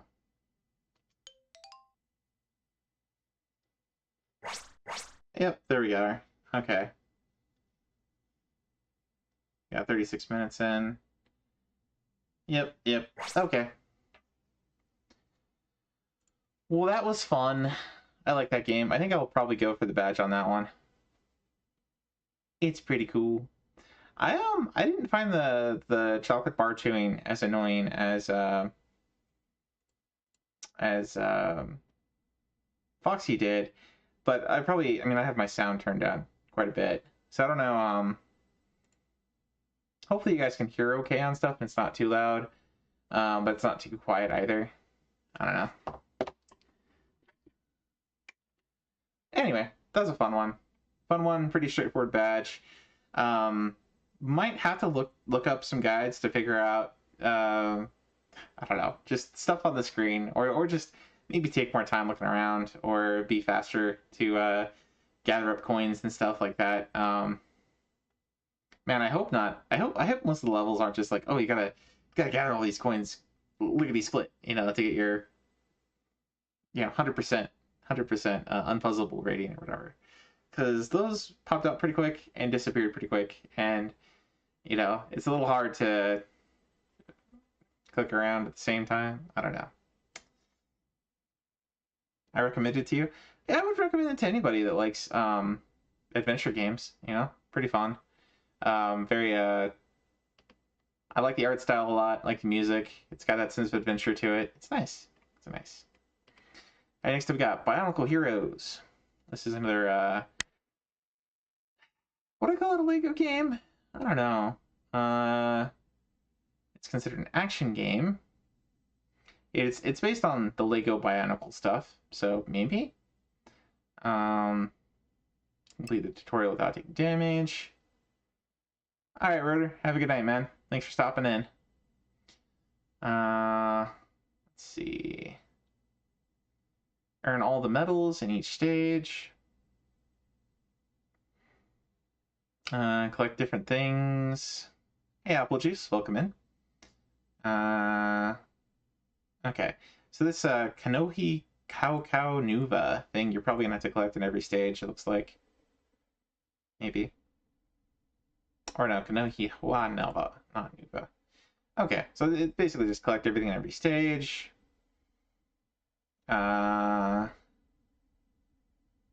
Get the medals in every stage. That might involve damage lists. That might involve speedrun. That might involve,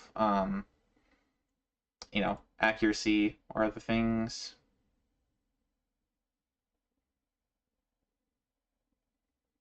That's quite a few stages.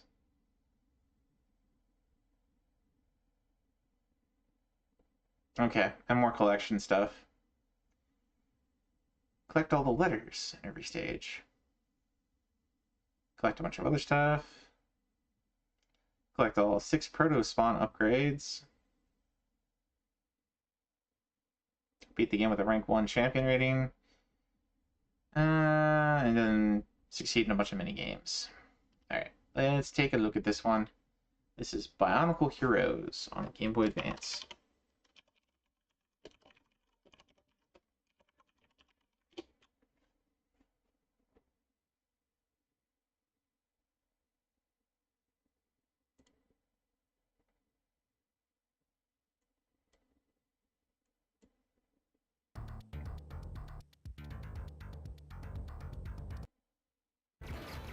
Oh, from Telltale.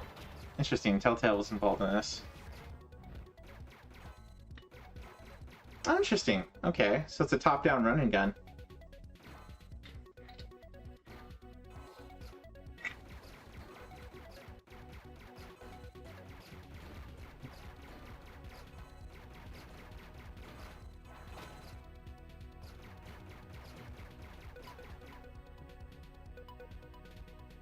Okay, this looks kind of neat. Like, not super impressive visually, but, you know. Got some Gauntlet-esque vibes to it.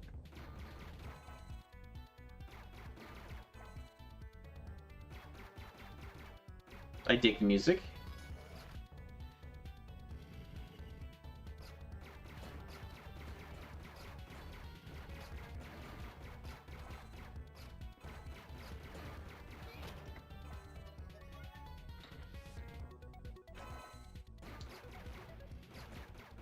It's a trap.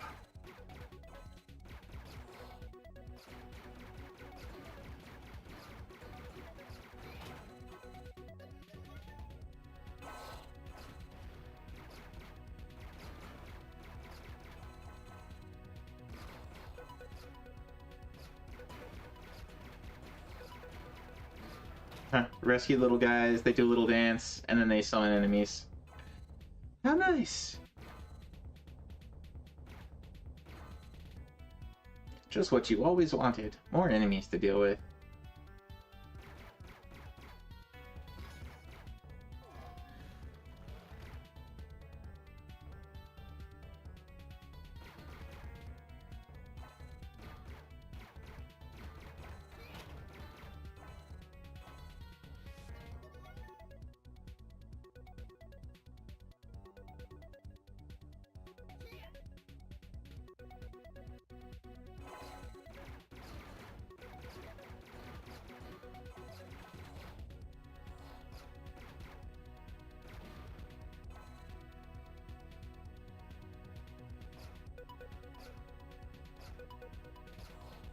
It is a little bit weird there. The like the platform, you have to like walk onto the platform when it's up.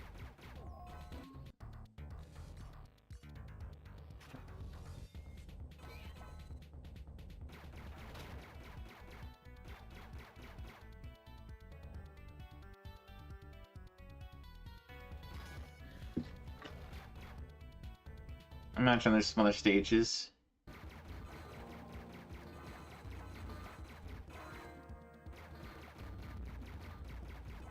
Plays different characters.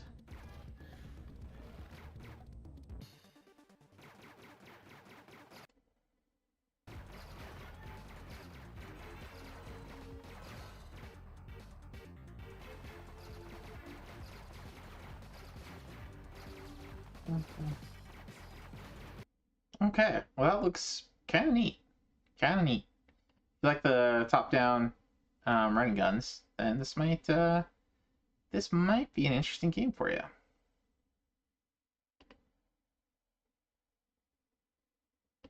Kind of wish I'd pulled it up to play. Oh well. Next up we got a falling block puzzle game. Maybe we will load up this next one. Let's see. Quick drop 5 tile pieces in one match by pressing up. Combo of 4 and get a bonus. Half the area with your boundary flags. Win in different modes. Win on any difficulty while being 5,000 points ahead of your opponent. Win on medium difficulty or higher in each section. Win in a tournament without losing. Medium difficulty or higher. Win on hard. Win on hard without losing. Going on hard while being 3,000 points ahead of your opponent. Interesting. Without going left from where your tile play starts. Okay. Combo 12.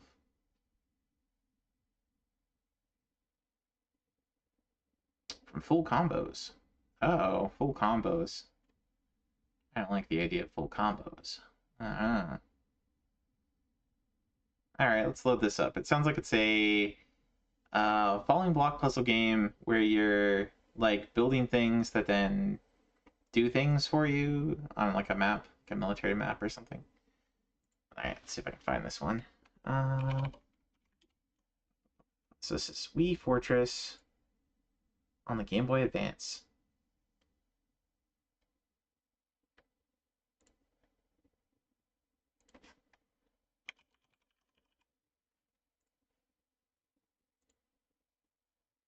Let's see here.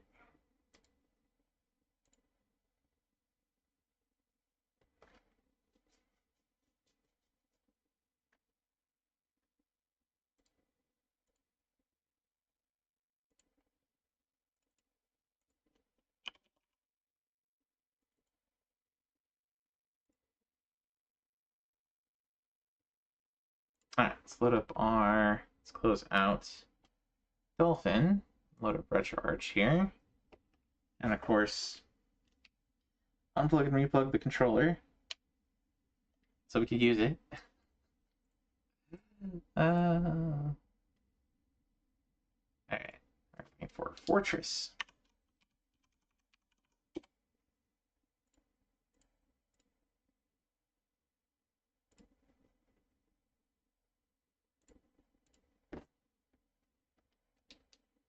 From Majesco.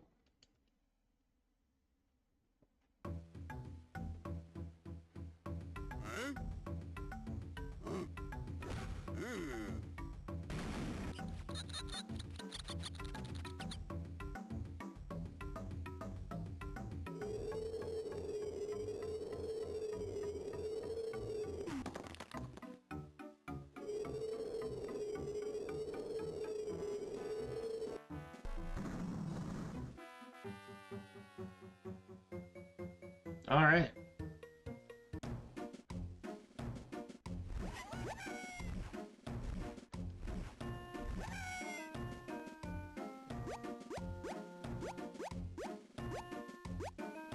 Alright, let's just do medium for starters. Prehistoric.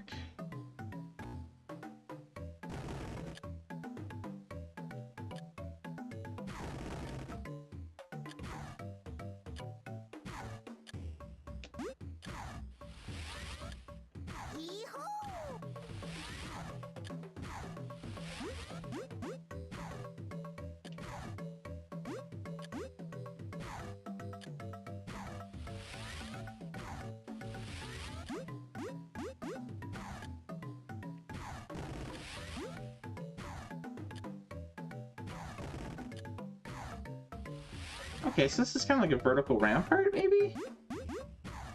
I'm not entirely sure on the rules of this, or...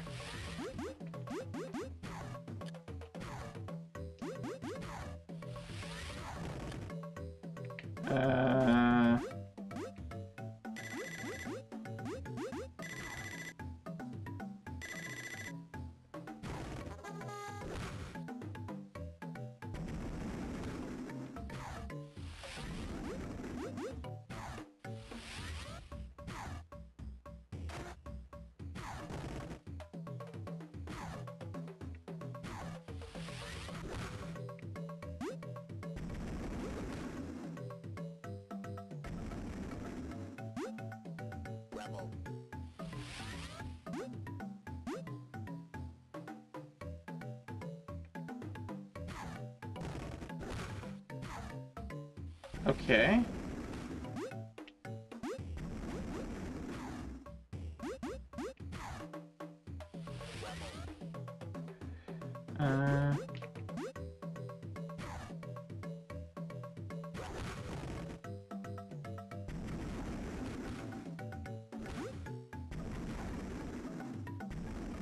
I probably don't want to put that down after that, but whatever, it works.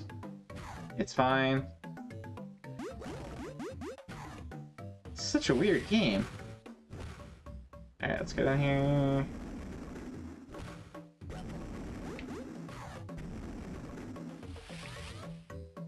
So I guess the more you build, the better off you are.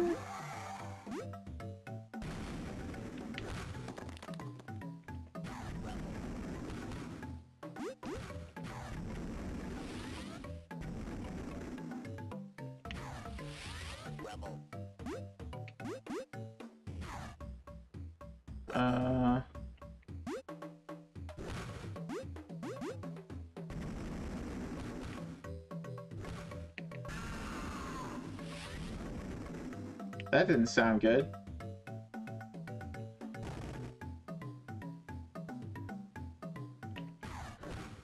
I'm not really sure what I'm doing. Oops.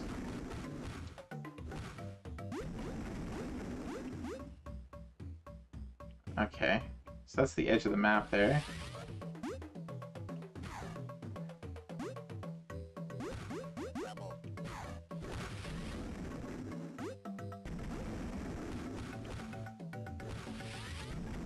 I guess, like, just... I'm supposed to build a... The higher I build the fortress, the more points I get? I'm really not sure what I'm doing here. Can I just build on top of that? That's fine? I guess it's fine.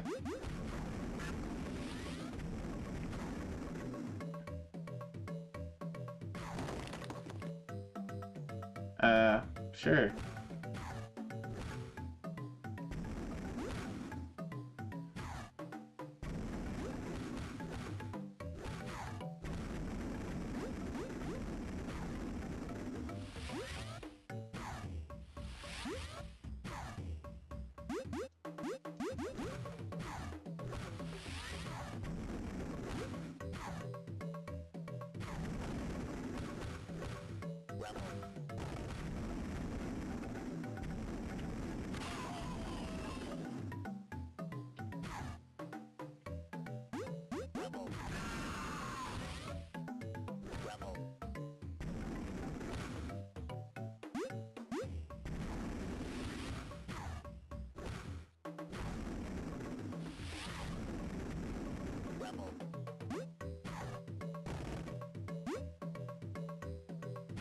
I'm not at all sure what I was supposed to be doing, but whatever.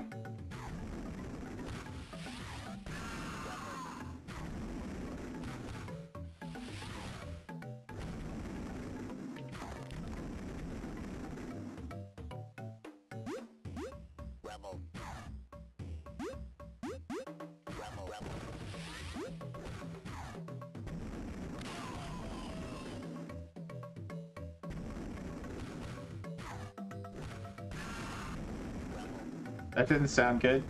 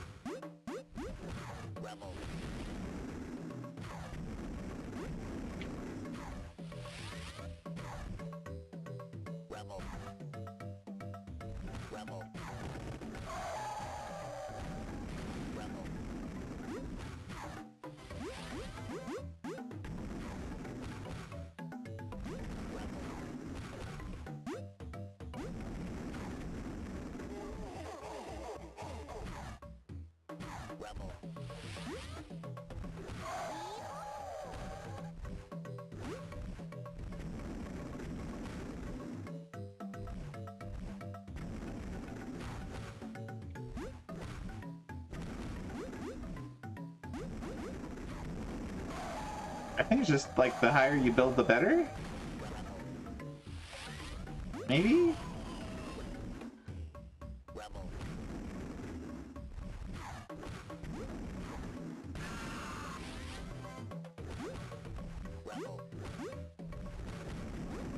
This has some elements of like Rampart to it, I think.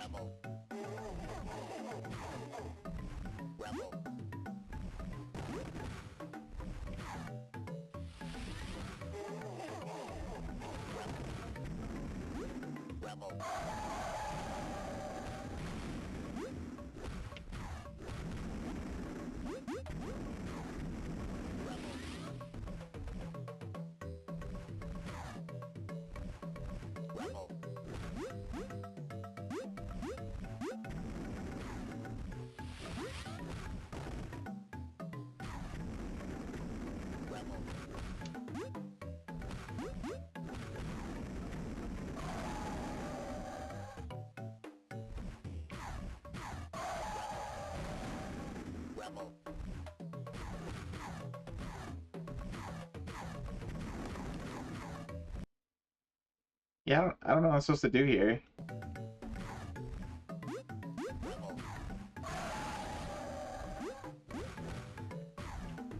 Okay. I get points for like building.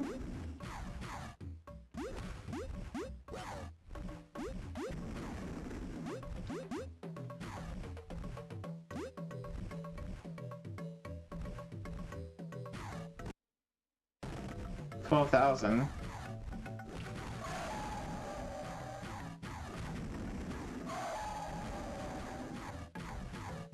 Like my guys are building like that down there, but I can't get to them now. Red won, even though I built more. I guess because I couldn't get down below. I'm so confused. Let's try that again.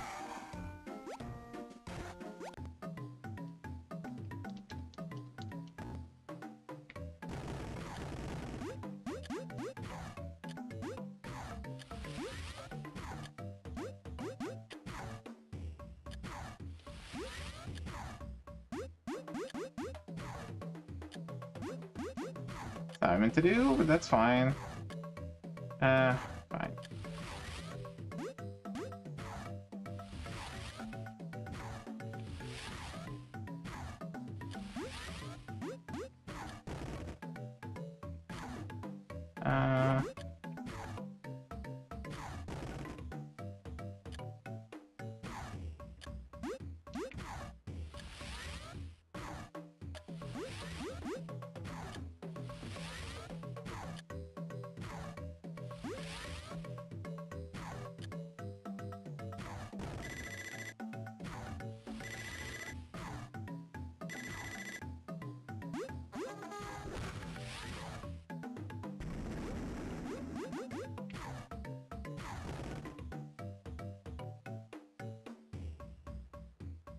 Oh, okay.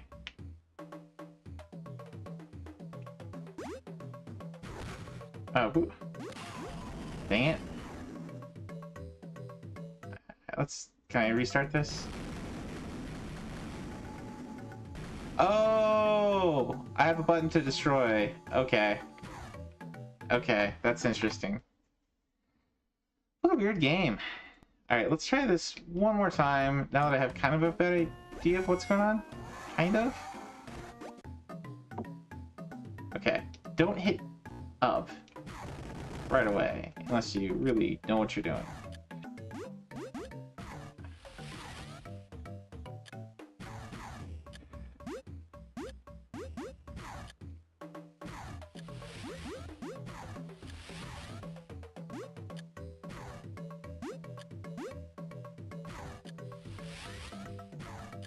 Alright, we want to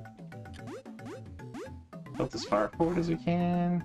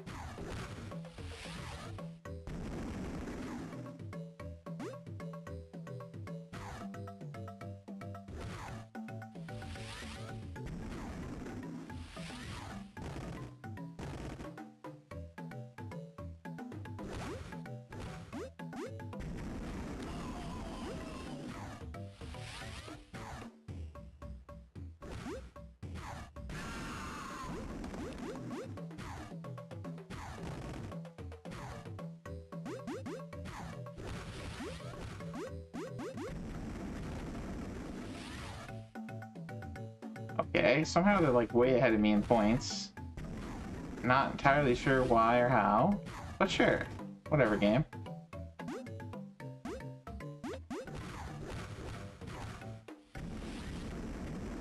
Alright, so I don't want to leave too many gaps.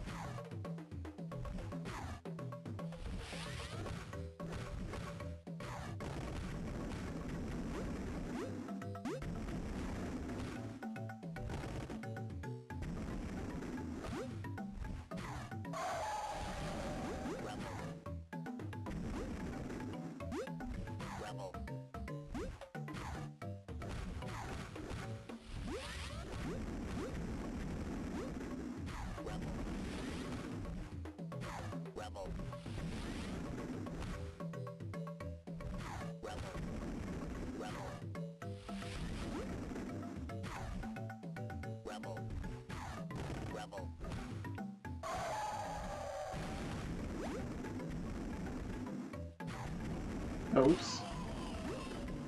Not what I meant to do.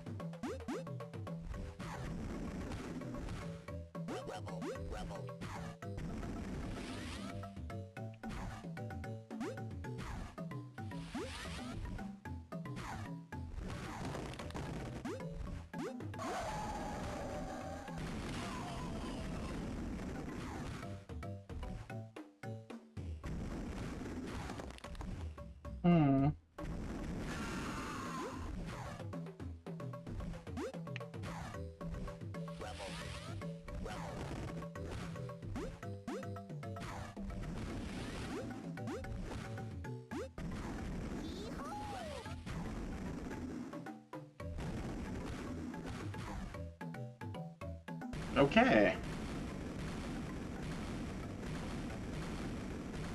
Battle for the month.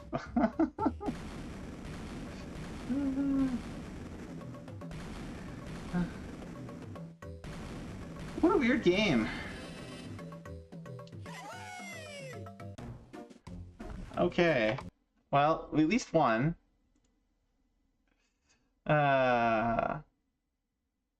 Medium difficulty, win for the first time.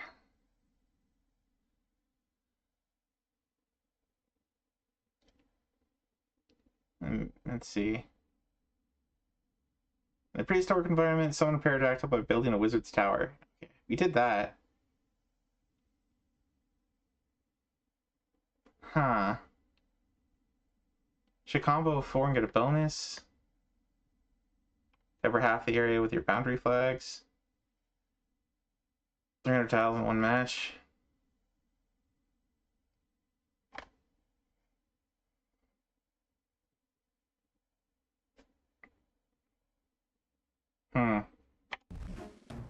Alright, well that's an interesting game.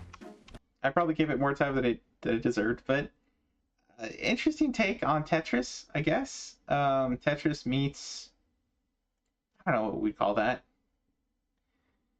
Kind of Rampart? Not really, because Rampart's like a top-down overhead view. This is more like a side view, and you're like building your fortress. You don't really see what's going on over on your opponent's side because you're too busy building your own stuff, but like your stuff's getting blown up as you build, and like, I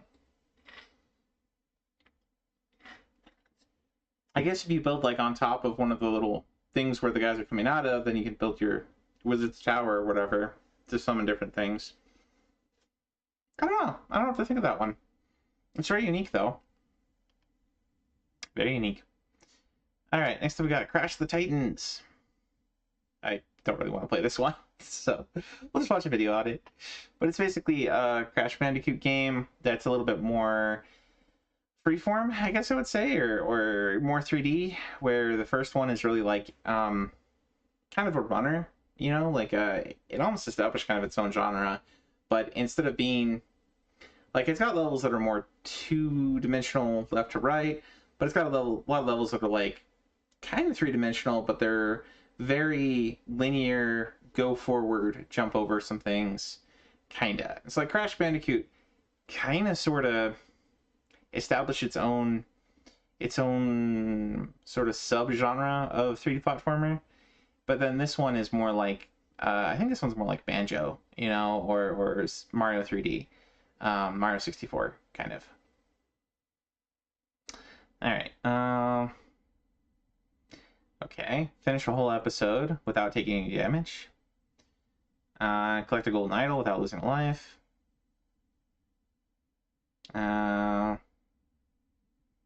Complete a Mojo challenge. There's 20 seconds left on the timer. It is not missable, so you can probably give it another try afterward.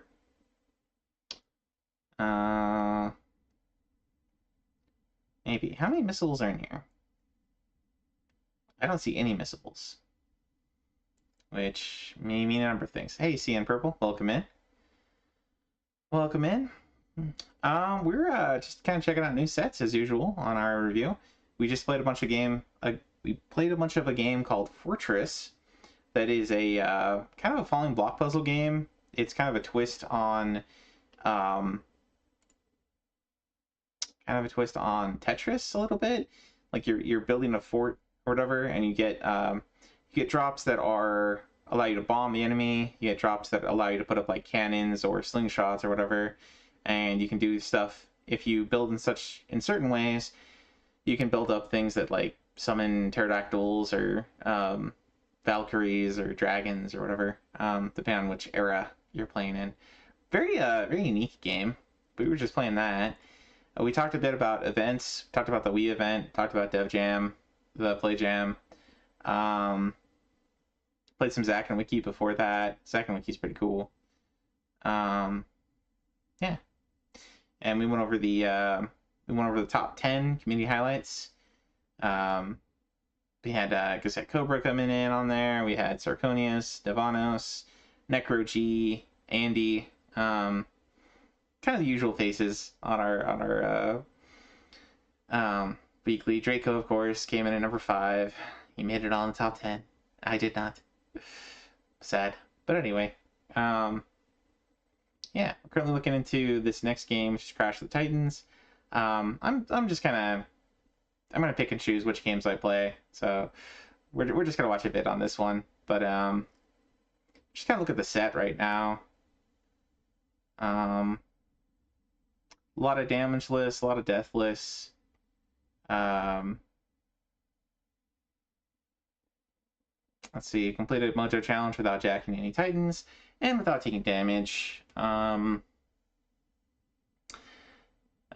no costumes equipped, finish episode 10 without jacking any Titans, but a single score Perilla. Free kick and co-op are not allowed.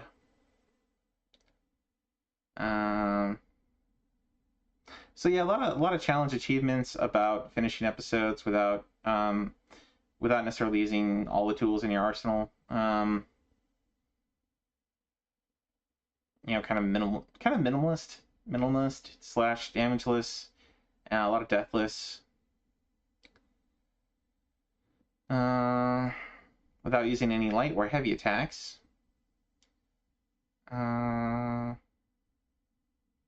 some time attack. Read all the tutorial hints. Complete the game on hard. Get all the stuff. Unlock all the skins.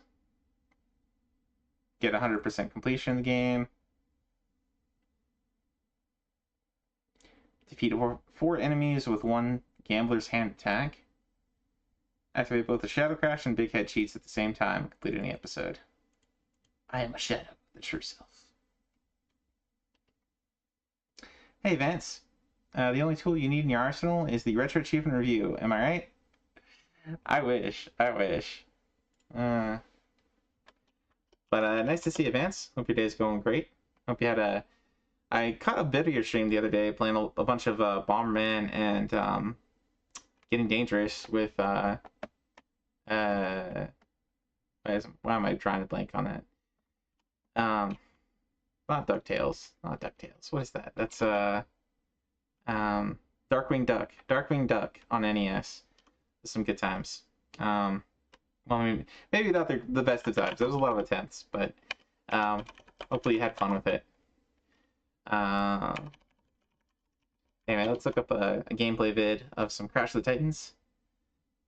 So glad the Darkwing Duck run is over. Okay. Well, congratulations, it's over. There you go.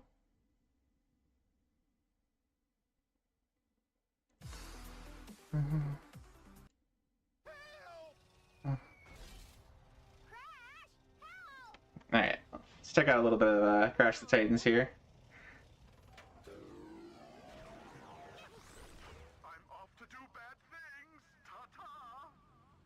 Welcome in, Jomir Hopes. Welcome in, over on YouTube.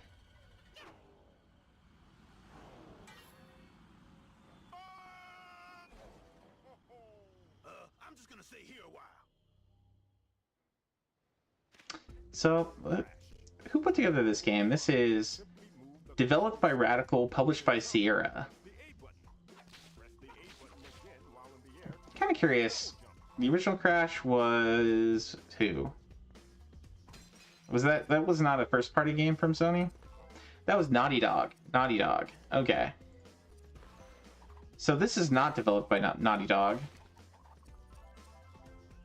Kind of crazy that they lent out their or sold out their license to a bunch of other companies to make games. Ended up on Nintendo consoles even. When you know, like Crash was kind of sold, one of many potential PlayStation mascots at the time, but I don't know if I wouldn't necessarily call it an irony, but I don't know, just kind of interesting that it ended up on with all these other developers, the IP did, and on Nintendo consoles.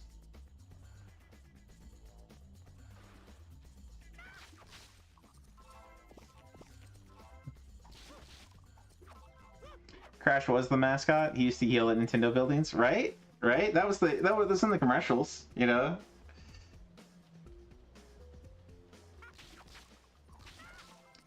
Back in the day.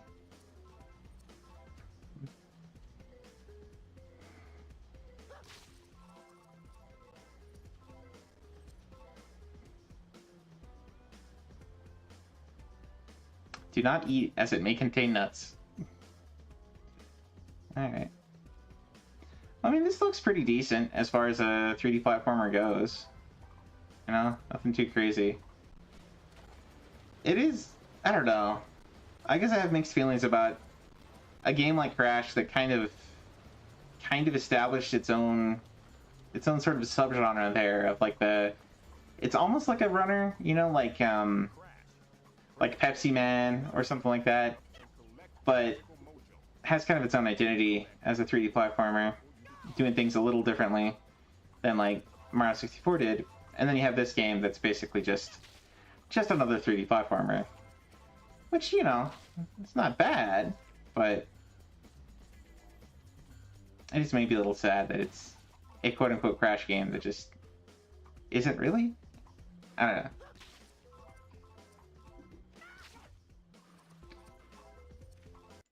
Let's skip ahead a bit.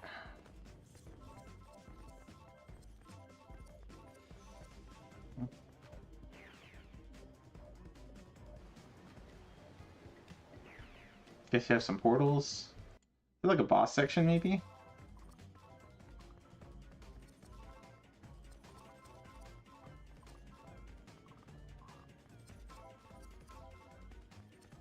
It's basically just like collect all the green stuff within the time limit.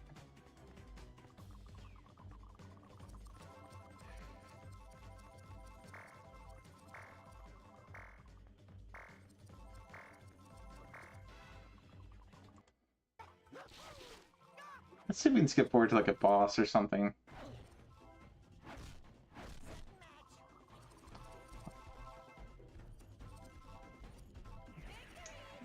Oh, here we go. So we did play the Game Boy Advance version of the Crash with Titans type stuff, and it did involve like Crash turning into or jacking into these other creatures and using them against other creatures. It's kind of an interesting mechanic.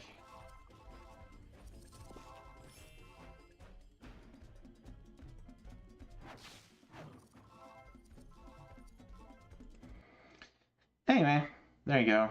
If you like Crash Bandicoot, if you like well, maybe not if you like Crash Bandicoot. If you like 3D platformers, you know, maybe give this one a go. It looks like Bonanza to you. I suppose. Because it's got a, you know, a smaller thing riding a larger thing, right? Right? Alright, let's just stuff comes out sometimes every moment of the day, so when you gotta check the lists here. Alright, next up we got Dr. Slump on Arcadia 2001. So Dr. Slump was a manga from Akira Toriyama. It got a show of its own. It is full of dirty jokes. It is kind of funny, but kind of, I don't know, kind of gross at the same time. I don't know. I guess your mileage may vary. It's one of those kind of games. Or one of those kinds of, not games, but mangas slash, it is very much it's very much a gag manga. It's got this character, basically a mad scientist type character, puts together a little robot girl. The little robot girl ends up being like super powered and crazy powerful. Look a naked butt, he funny. Yes, it is very much random nudity or panty jokes or oh my gosh, the professor is such a pervert, you know. A lot of dirty jokes that revolve around the main character's dirty thoughts, and then he's got this little girl robot he made, and she's just like super innocent. So there's a lot of like I don't know, jokes about precociousness, jokes about that kind of thing. It's, I don't know. If you like Dragon Ball, the original Dragon Ball series, and some of the dirty jokes with like Bulma and Goku early on, and Master Roshi, and just Master Roshi's whole persona, you might like Dr. Slump. I don't know. It's it's not my favorite thing. Like I'm much more a fan of like puns and verbal humor in that sort of way, and not so much the dirty jokes. So, like I said, mileage may vary. Bow tie spins and it still makes you laugh. I mean, you know, sometimes dirty jokes have their place. They have their place. And Toriyama's pretty good at telling dirty jokes, I guess. Anyway, that said, this is an action game from Bandai on Arcadia 2001. Arcadia 2001 is a very old console. It's like late 70s, early 80s. It's kind of in the same realm as like the Television, ColecoVision. You'd have like a so I'm just get a picture of it.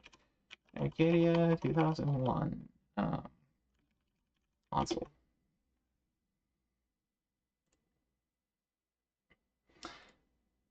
Yeah, okay. So you'd have like a little box like this. It might plug into a TV, or something like that. Had controllers that were like a little joystick and then like a little dial, or not dial's maybe the wrong word, but like a number pad kind of thing, almost like a remote. And the buttons, you'd get like you get these things in the game packages that would like fit over the controller, and so it would like assign, you know, for this game this button does this kind of thing. And so you'd have all these like programmable buttons that would do different things in different games. And a lot of these games you really have to read the manual to figure out what am I supposed to do here. Yeah, very, very early on, kind of, you know, open question, what is a game? What makes a game kind of thing. A lot of stuff going on.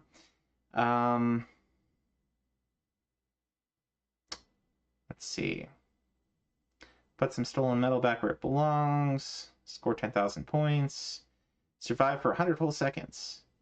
Get a RoboVita A refill when you're about to run out of energy. Stop 5 metal carrying aliens while the spaceship is almost complete. Strike down King Ninko-chan. Okay. I wonder if we'll be able to find a video of this, because Arcadia 2001 again is like super kind of a niche game console. Kind of surprising to me that there's a Dr. Slump game on there, because Dr. Slump is kind of niche too, and it would have been like early 90s, late 80s, well, maybe mid 80s. Anyway, let's see what we can find. There's a PS1 version. Yeah, there's a PlayStation 1 Dr. Slump game. I'm sure that has very little to do with this one. But hey, we found it. There's a video of it.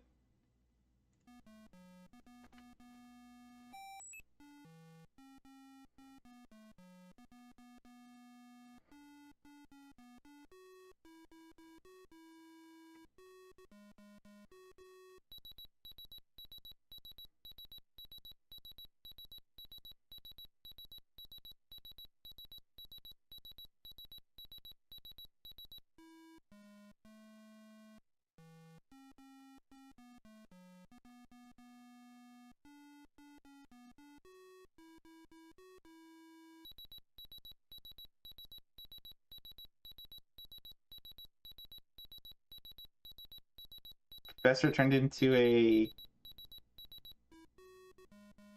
lamppost?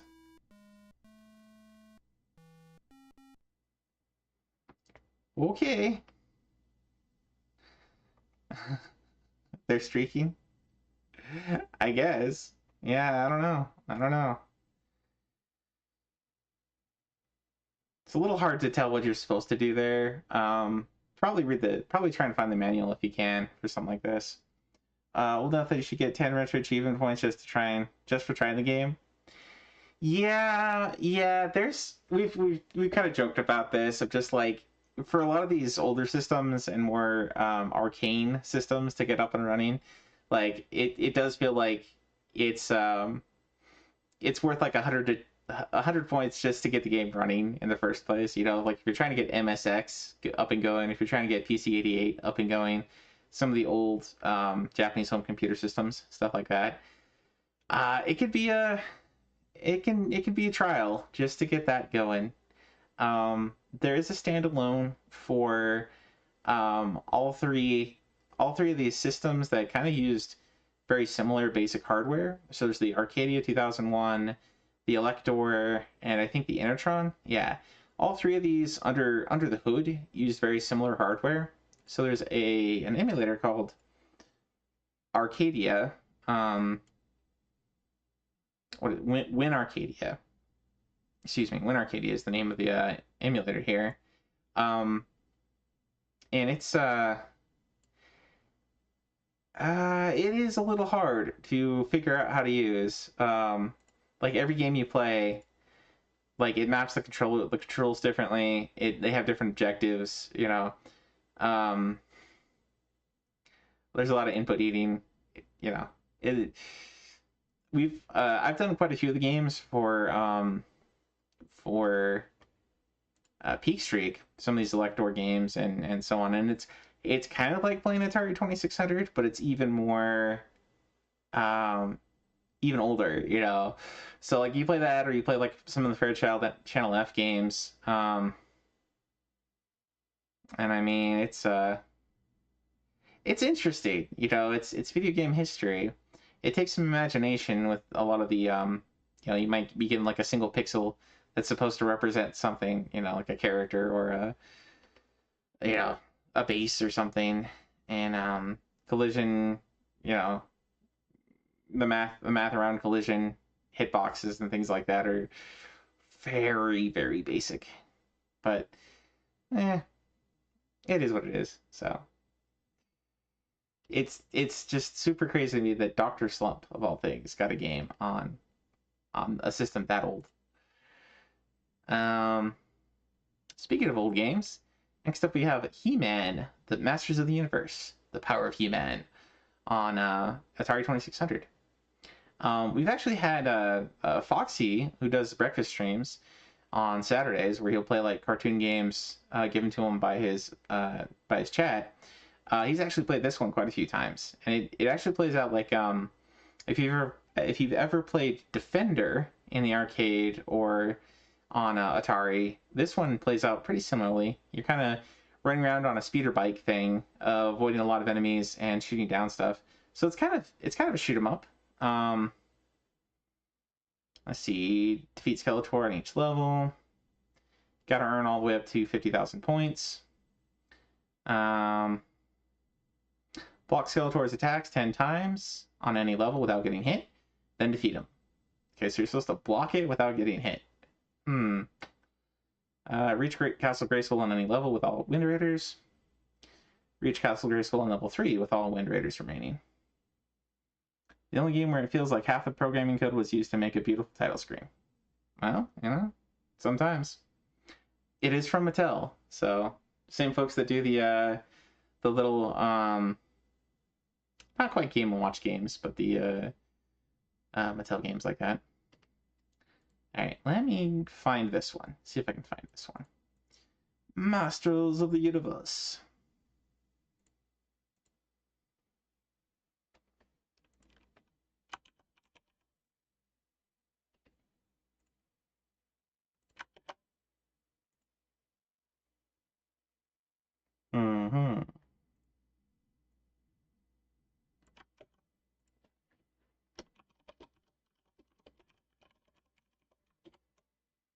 Okay, give me just a second here.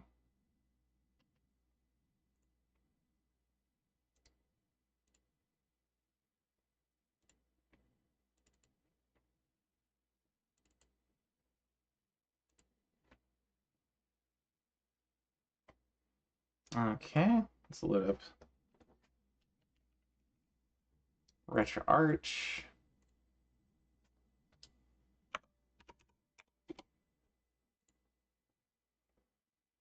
Hey, there we go.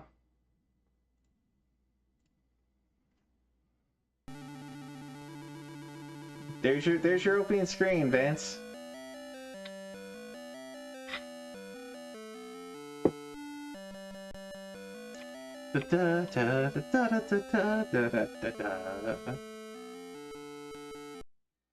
Alright, here we go. Oh. Hold on.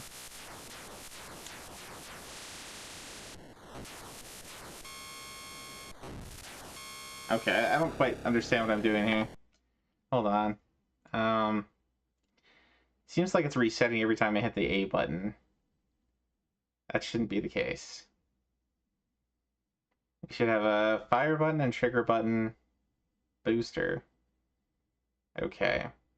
Atari usually only has one button. Looks and sounds like perfection. Okay.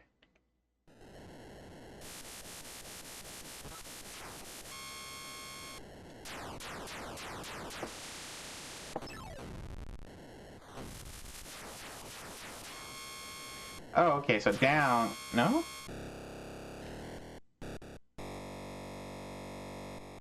Okay. I'm having trouble just getting the controls here.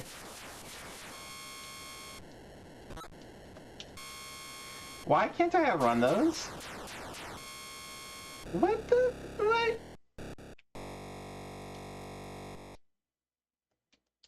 Okay.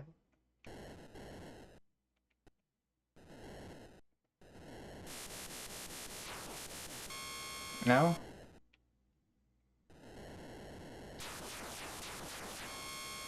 No.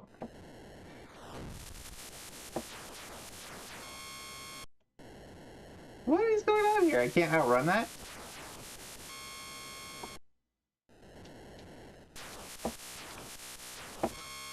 No?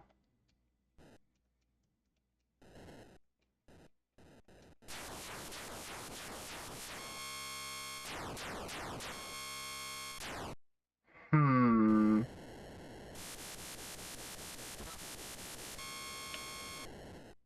Okay.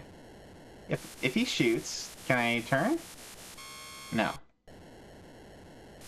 What am I supposed to do here?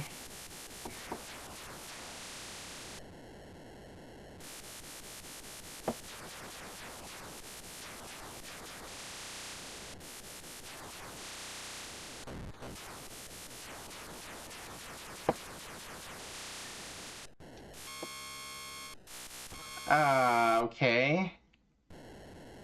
I do not get this game.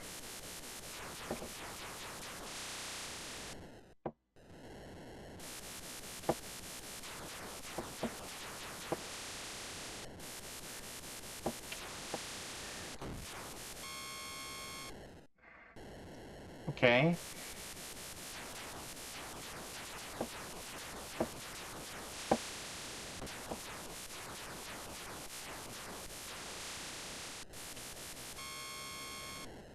Sure, very few people get this game. Okay.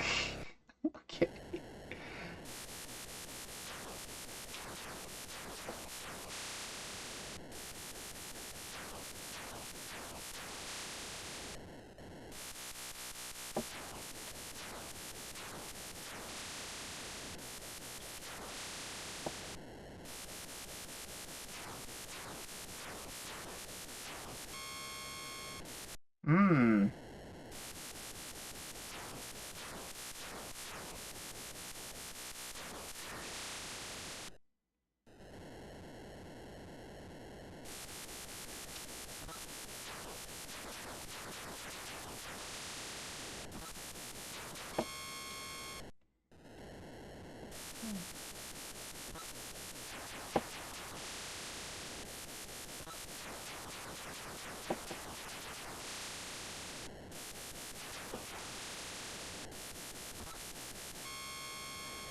You can't, like, get ahead of them. It's so weird.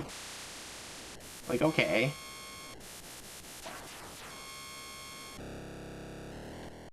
This is a good one? This is a good one, Cosmic says. It's so unintuitive of, like, what you're supposed to do here. Because, like, they shoot, and you turn right, and they can come at you. I guess you're supposed to, like...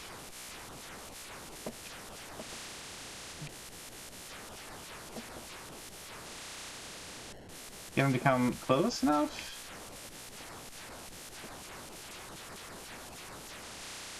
There we go.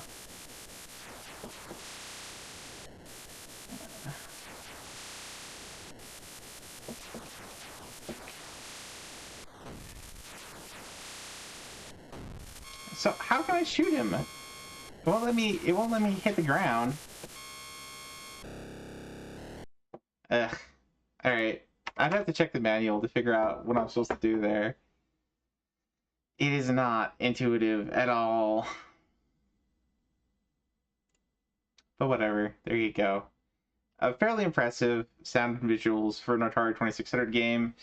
Yeah, if you like He-Man, there you go. You got He-Man, you got Skeletor, you got the speeder bikes or whatever from the show.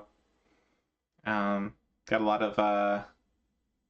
of funny achievements, and a pretty great little badge there. It is straight from the box, but you know, there you go. All right, next we got Street Fighter the movie. Street Fighter the movie, the game. I want to say I feel like I've heard this one was pretty bad. I heard Andy talking about it, and Andy doesn't hate it. Andy's a pretty big connoisseur of fighting games, so maybe it's not as bad as it seems. But I don't know. It always struck me as like, okay, if you've got a game based on a movie, based on a game, this is sort of like Telephone. You know, it's not going to be that great, but who knows? Who knows? Let's see. Take Bison to half health during any round in the first battle of Movie Battle. Complete the first section of Movie Battle doing the Balrog route. Okay, so basically beat the game with each character. Complete Movie Battle after infiltrating Bison's base using the truck.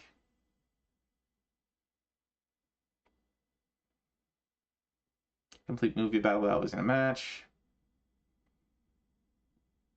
Street Battle using only... Okay, so Street Battle with each character on difficulty 4 or higher. Beat Street Battle on difficulty 8, highest difficulty. Defeat Akuma at the end of Street Battle. Akuma at the end of Trial Battle. Arcade version of this game is pretty fun. There are a lot of combos possible that simply aren't anywhere else. Okay. So it does have some ups, at least. Win 3 rounds with a super combo in one session. So you gotta defeat your opponent with a super, basically, at the end. Win a match without taking damage. You gotta get a perfect. Achieve 50,000. No, 500,000 or more points in Street Battle. All right. Let us take a look. This is the Saturn version of Street Fighter, the movie, the game.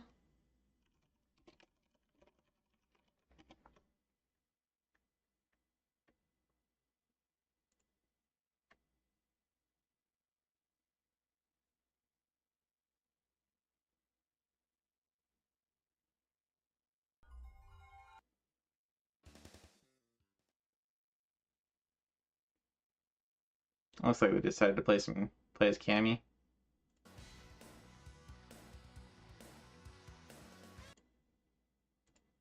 Let's get to a fight. Cammy versus Honda. At least it's not a Camry versus a Honda. That would be an accident.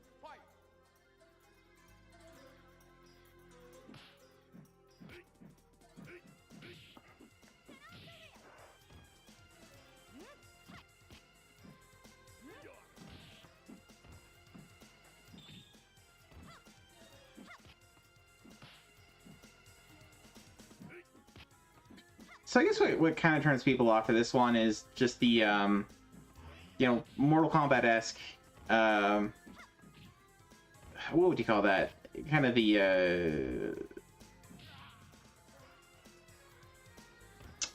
I guess in a platformer you call it, cinematic platformer. In this one, it's kind of like the realistic sprites, or kind of realistic sprites. I don't know. Mocap, yeah, there you go. Mocap. So it is kind of that, it's like you know, the Street Fighter series is all, you know, not really cartoony per se, but it's, you know, it's anime essentially. It's got that kind of aesthetic to it. It is very much its own thing. And then Mortal Kombat is very much its own thing. And it's like, okay, you know, if I'm playing a Mortal Kombat game, I expect it to look a certain way. If I play a Street Fighter game, I expect it to look a certain way. So I think people kind of got maybe a negative view of this game just because it has more of that that mocap style. And I don't know if it's necessarily a good or bad game, because again, I'm not much of a fighting game enthusiast, but Andy says it's not so bad. Vance's say it's actually pretty fun, so maybe give it a shot if you like fighters. There you go, mirror match.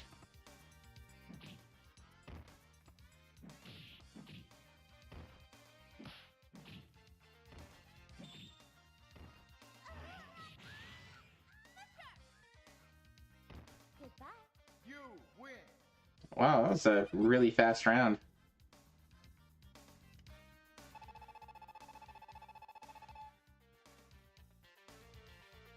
Round 2. Fight.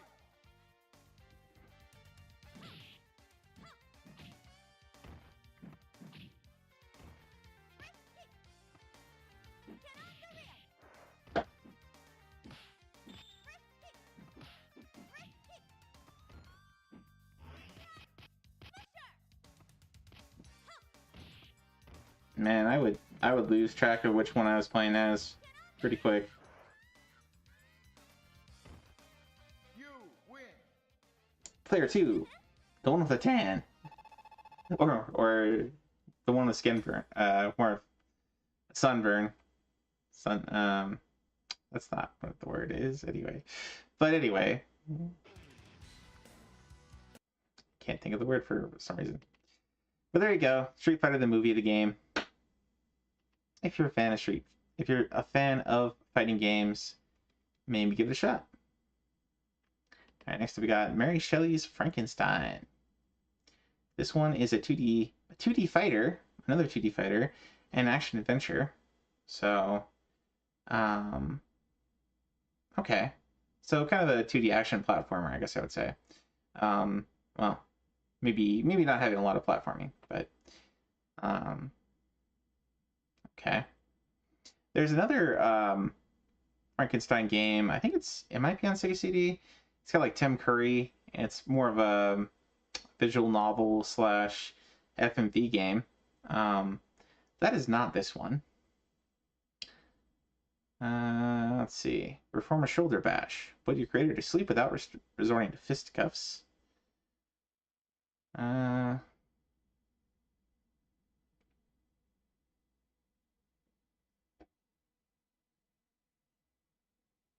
Interesting.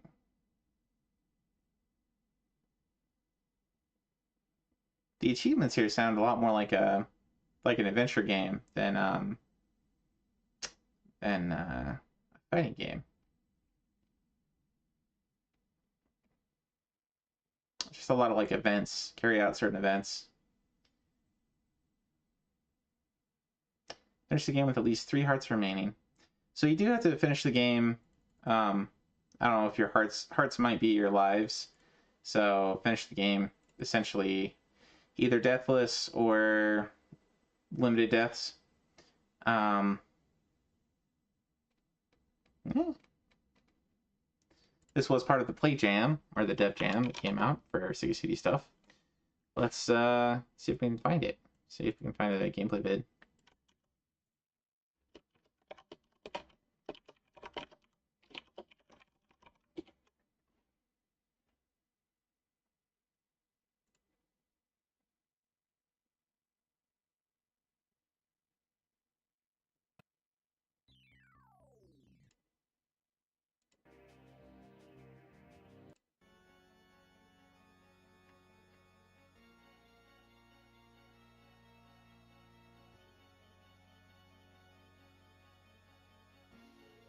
It's very dark and moody.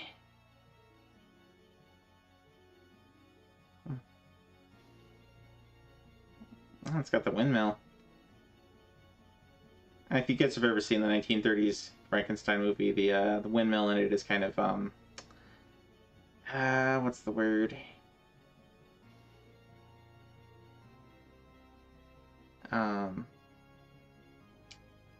There's like this windmill that they end up laying on fire that Frankenstein the doctor and Frankenstein's monster get into a fight inside of it, and Frankenstein's the creator is trying to save his fiance, who the monster has kidnapped, and it's the climax of the movie, and it's very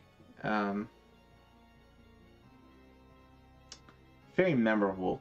What's the word I'm looking for? But it's kind of it's one of those scenes in movies that is oftentimes referenced visually as like visual callbacks. And Frankenstein on the getting shocked by lightning on the big slab is the other one that gets referenced constantly. But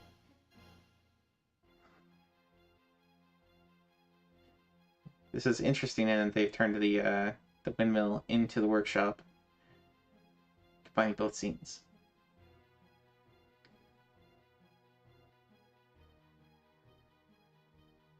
Or both settings, rather.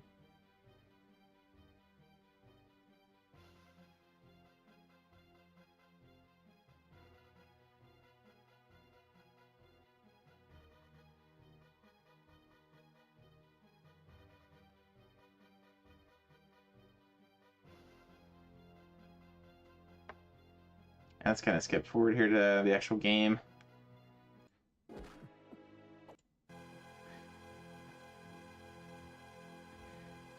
Is this Myst? No, this is Mary Shelley's Frankenstein on Sega CD.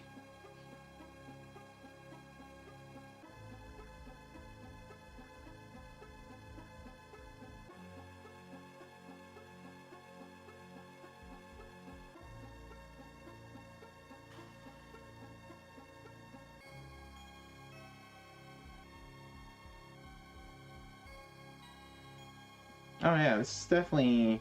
I'd say this is more of an adventure game.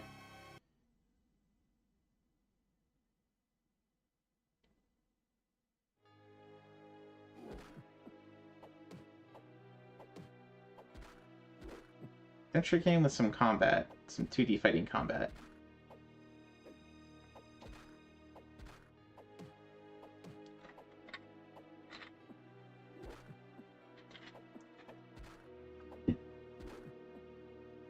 Is he fighting Igor?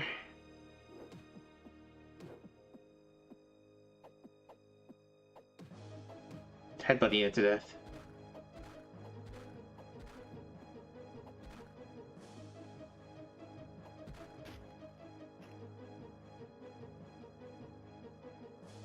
That's for getting to be an abnormal brain!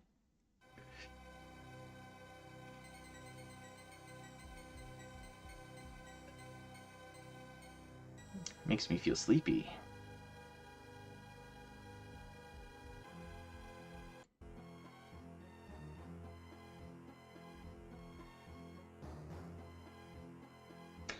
Well, this is pretty unique. Pretty unique. Hideous in breed.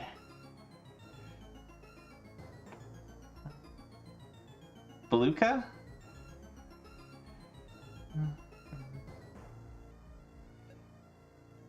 Bag is full of pellets.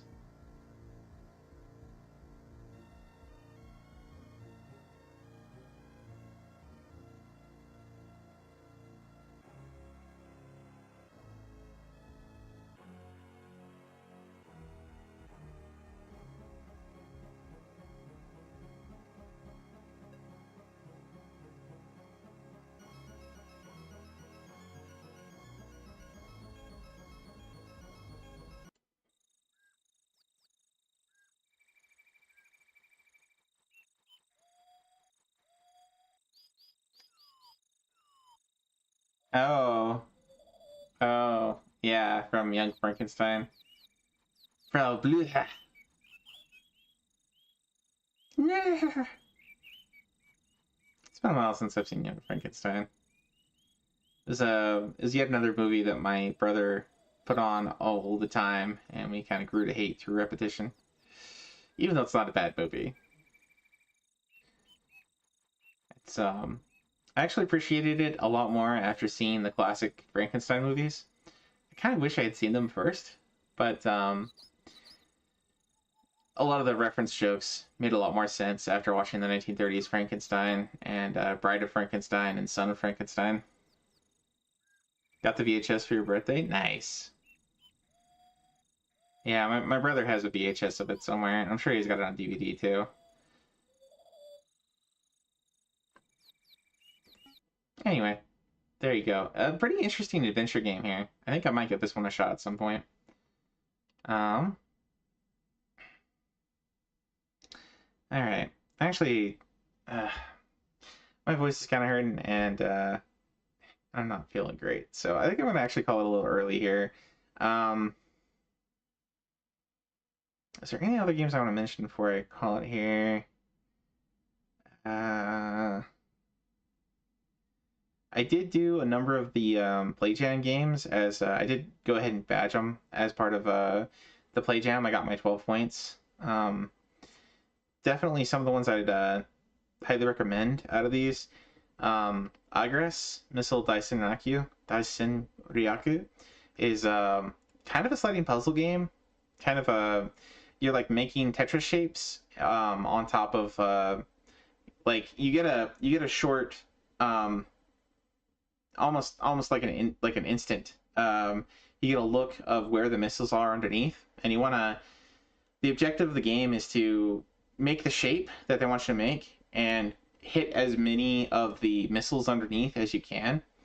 And you slide around like the colored shapes to make the colored block that they ask you to. The more missiles you get, the more missiles you shoot. And the objective is to, first of all, shoot down missiles coming towards you. Second of all, destroy enemy infrastructure as you go.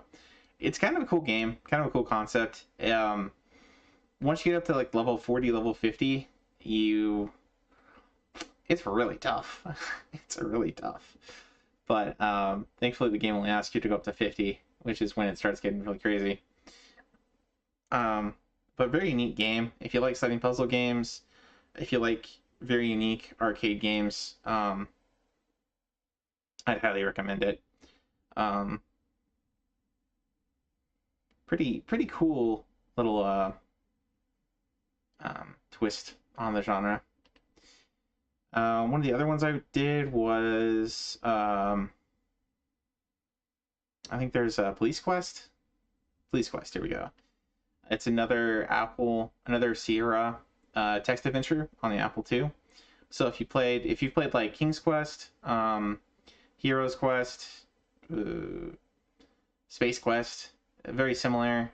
This one, they actually got a former police chief or former decorated veteran of the police to be one of the writers for a lot of the early games. And so the game asks you to do a lot of stuff very by the book. And so there was like I guess a manual or a guide that came with the game. And you got to do stuff in a very particular order. You have to like walk around your car every time before you hop in and go drive somewhere. Because you have to do like a full inspection. You have to do certain things, put on your gun, grab your radio in a certain order.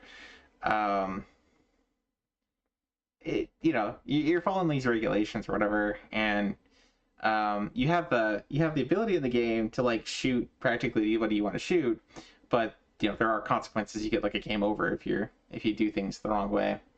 So it's a very interesting game. Kind of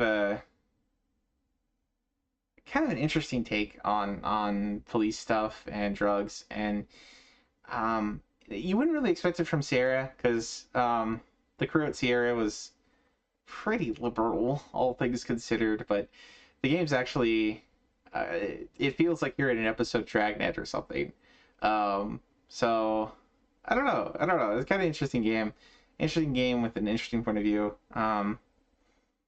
And it's a quest game from Sierra, so you're out to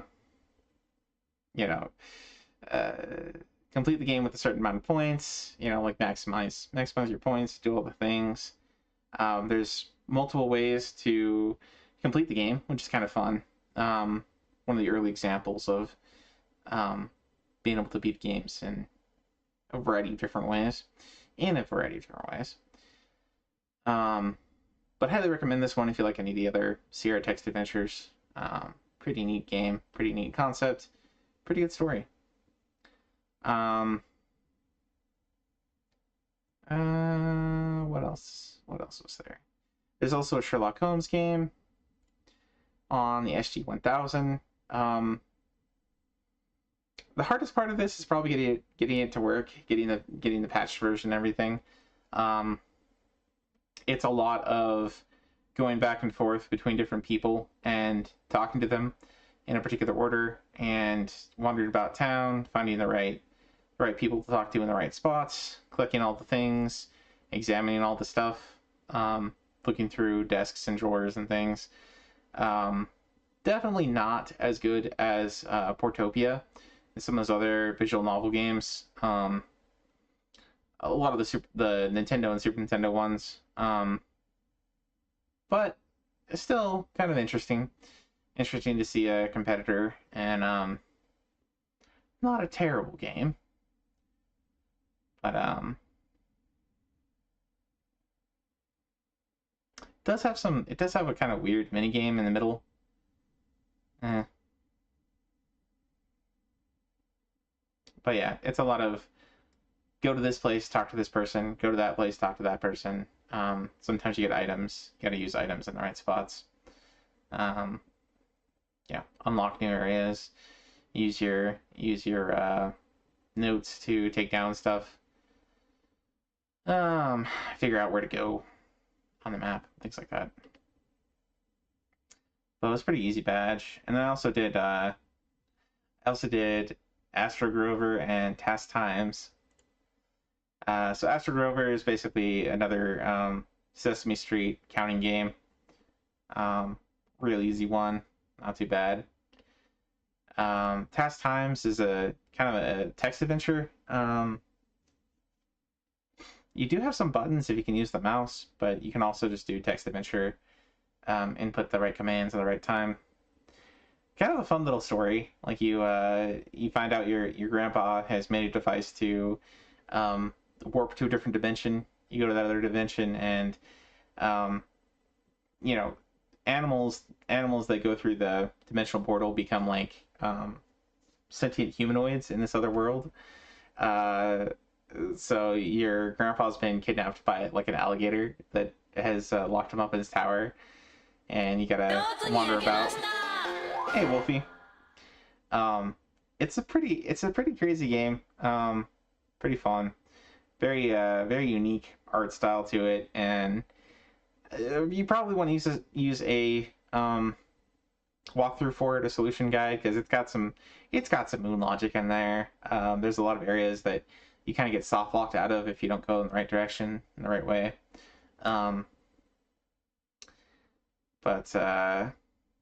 Yeah, interesting game with some interesting visuals and ideas.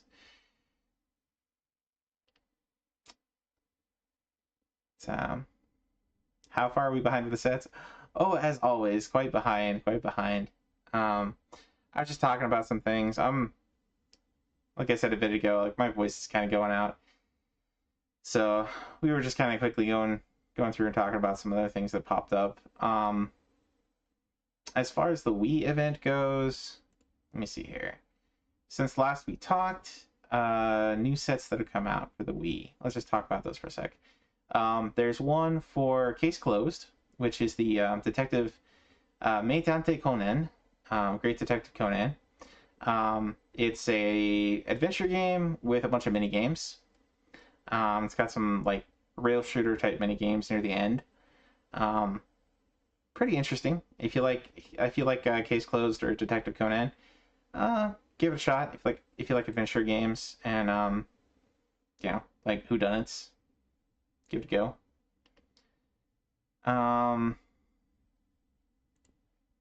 Let's see. We also got GTI Club. I think we did talk about this one. What I must have done last time was just look at just the Wii stuff. Yeah, and we were talking about things. So we did talk about this last one.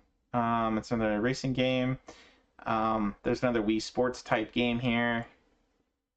Wacky World of Sports. But this is another party game or a mini game. Very motion control heavy. Got to earn medals in each of the tours. Get all the items. And there's some minigame specific Chivos here for beating them, you know, doing them well, you know, essentially. Whatever's appropriate to that particular one. Throwing something a certain distance or scoring a certain number of points or doing it within a certain time limit, etc.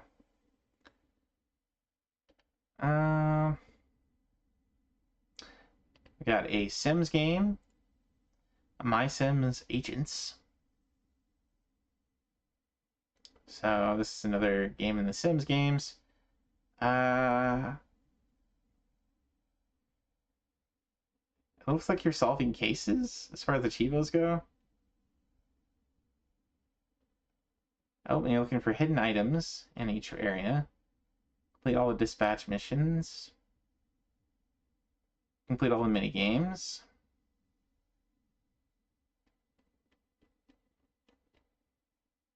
Might be worth taking a look at this one real quick.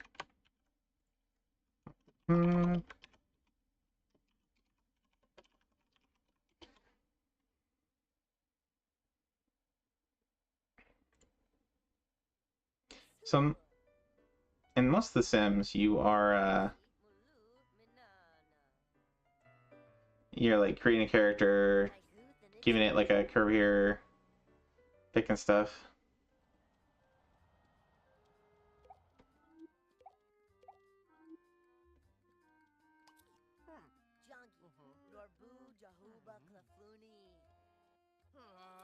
Litzel. Stomsaru delete. Ebso burpa nerves. Igurkate. Narfli. Tarbuncle. Flimaru dubalorp.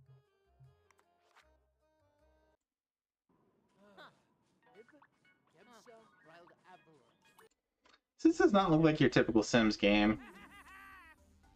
You're not really creating characters. It looks more like you're like interacting in a world that's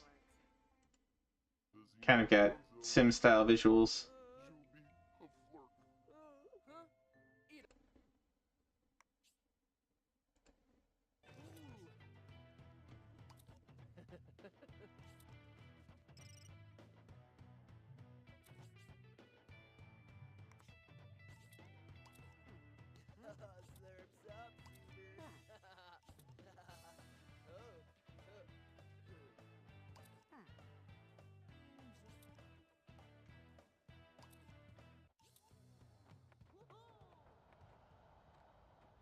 Okay, so this is more of an adventure exploration type game. Okay, that might be interesting. And then Crystal Chronicles, My Life as a King, got a set.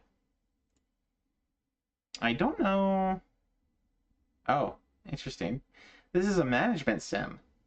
A management sim. It's a Crystal Chronicles game, but it's a management sim. Huh. So the one that we played on GameCube was kind of a how do I describe it? Kind of had some elements kind of like Diablo, you know, where it's like wasn't quite isometric. I guess it was kind of isometric. You're kind of like looking down, top down. You can do multiplayer. You're running around, beating on monsters, collecting things, casting magic, etc. I mean, this does have bosses that you're defeating and dungeons you're exploring.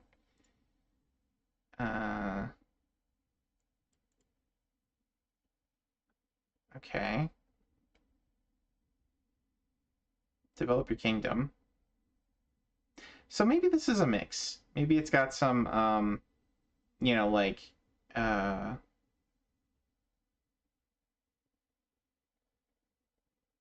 you definitely have to defeat different bosses, it looks like.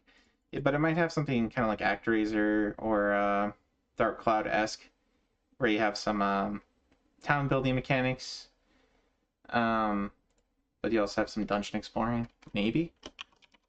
Let's see. Crystal Chronicles, Life as a King, we.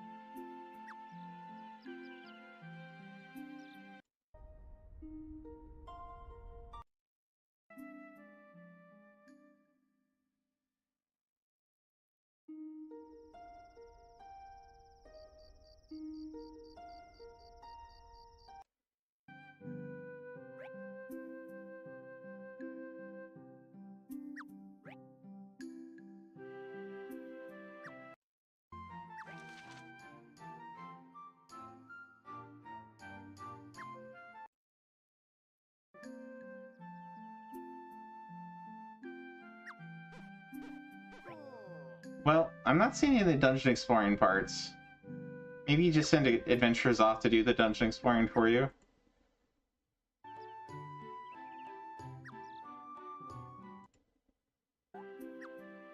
Huh.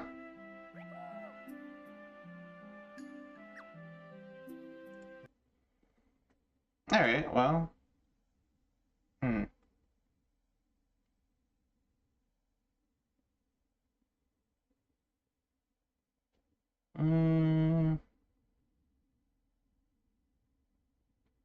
Here's a full 8-hour long play.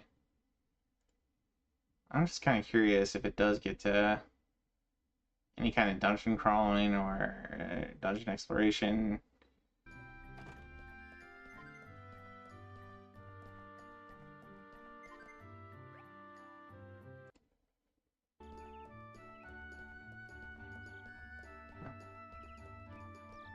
Maybe you are just like building and managing a town the whole time.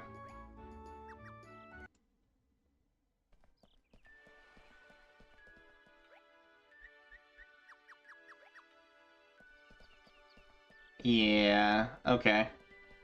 So it looks like there's not combat. There's no combat. It's just you send adventurers out.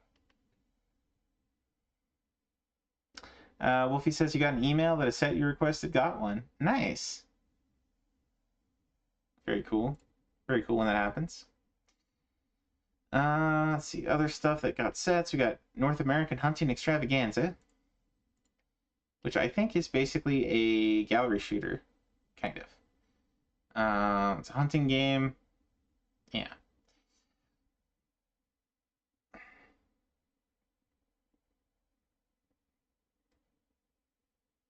Obtain all 25 trophies for your cabinet. Yep. There you go. If you like some of the Cabela's games, or you like a lot of like gallery shooters, this might be up your alley. I'm not sure if it has more hunting elements, like finding a good spot to hide and then waiting for your prey or whatever. There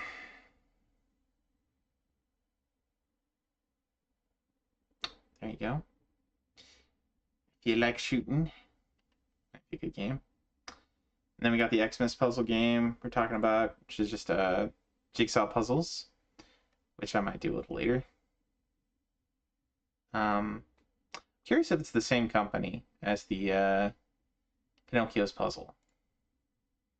It is. Okay, so that's probably an easy 2 points for the Wii event. And then we got Escape the Museum, which is a hidden object game. Interesting. Okay. So.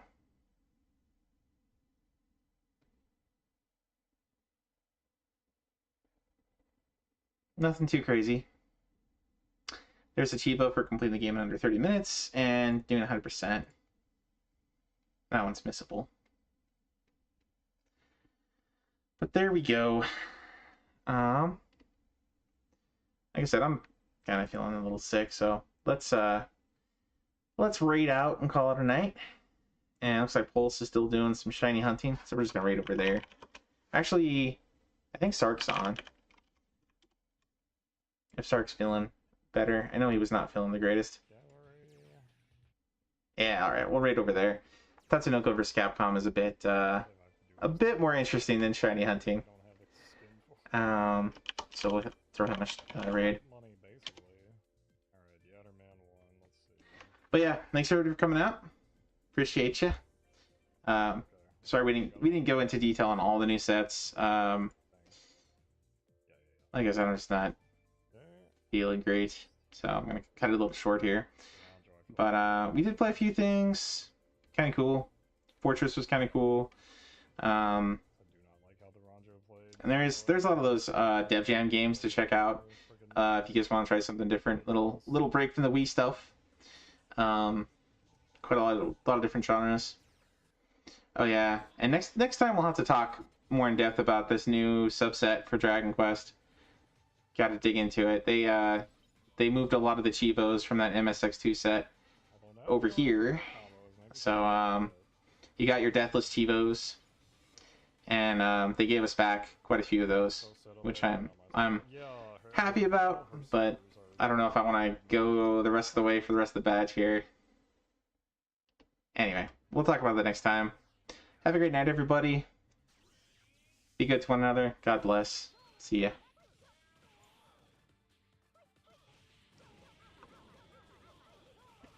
And for those watching on YouTube, thanks for watching.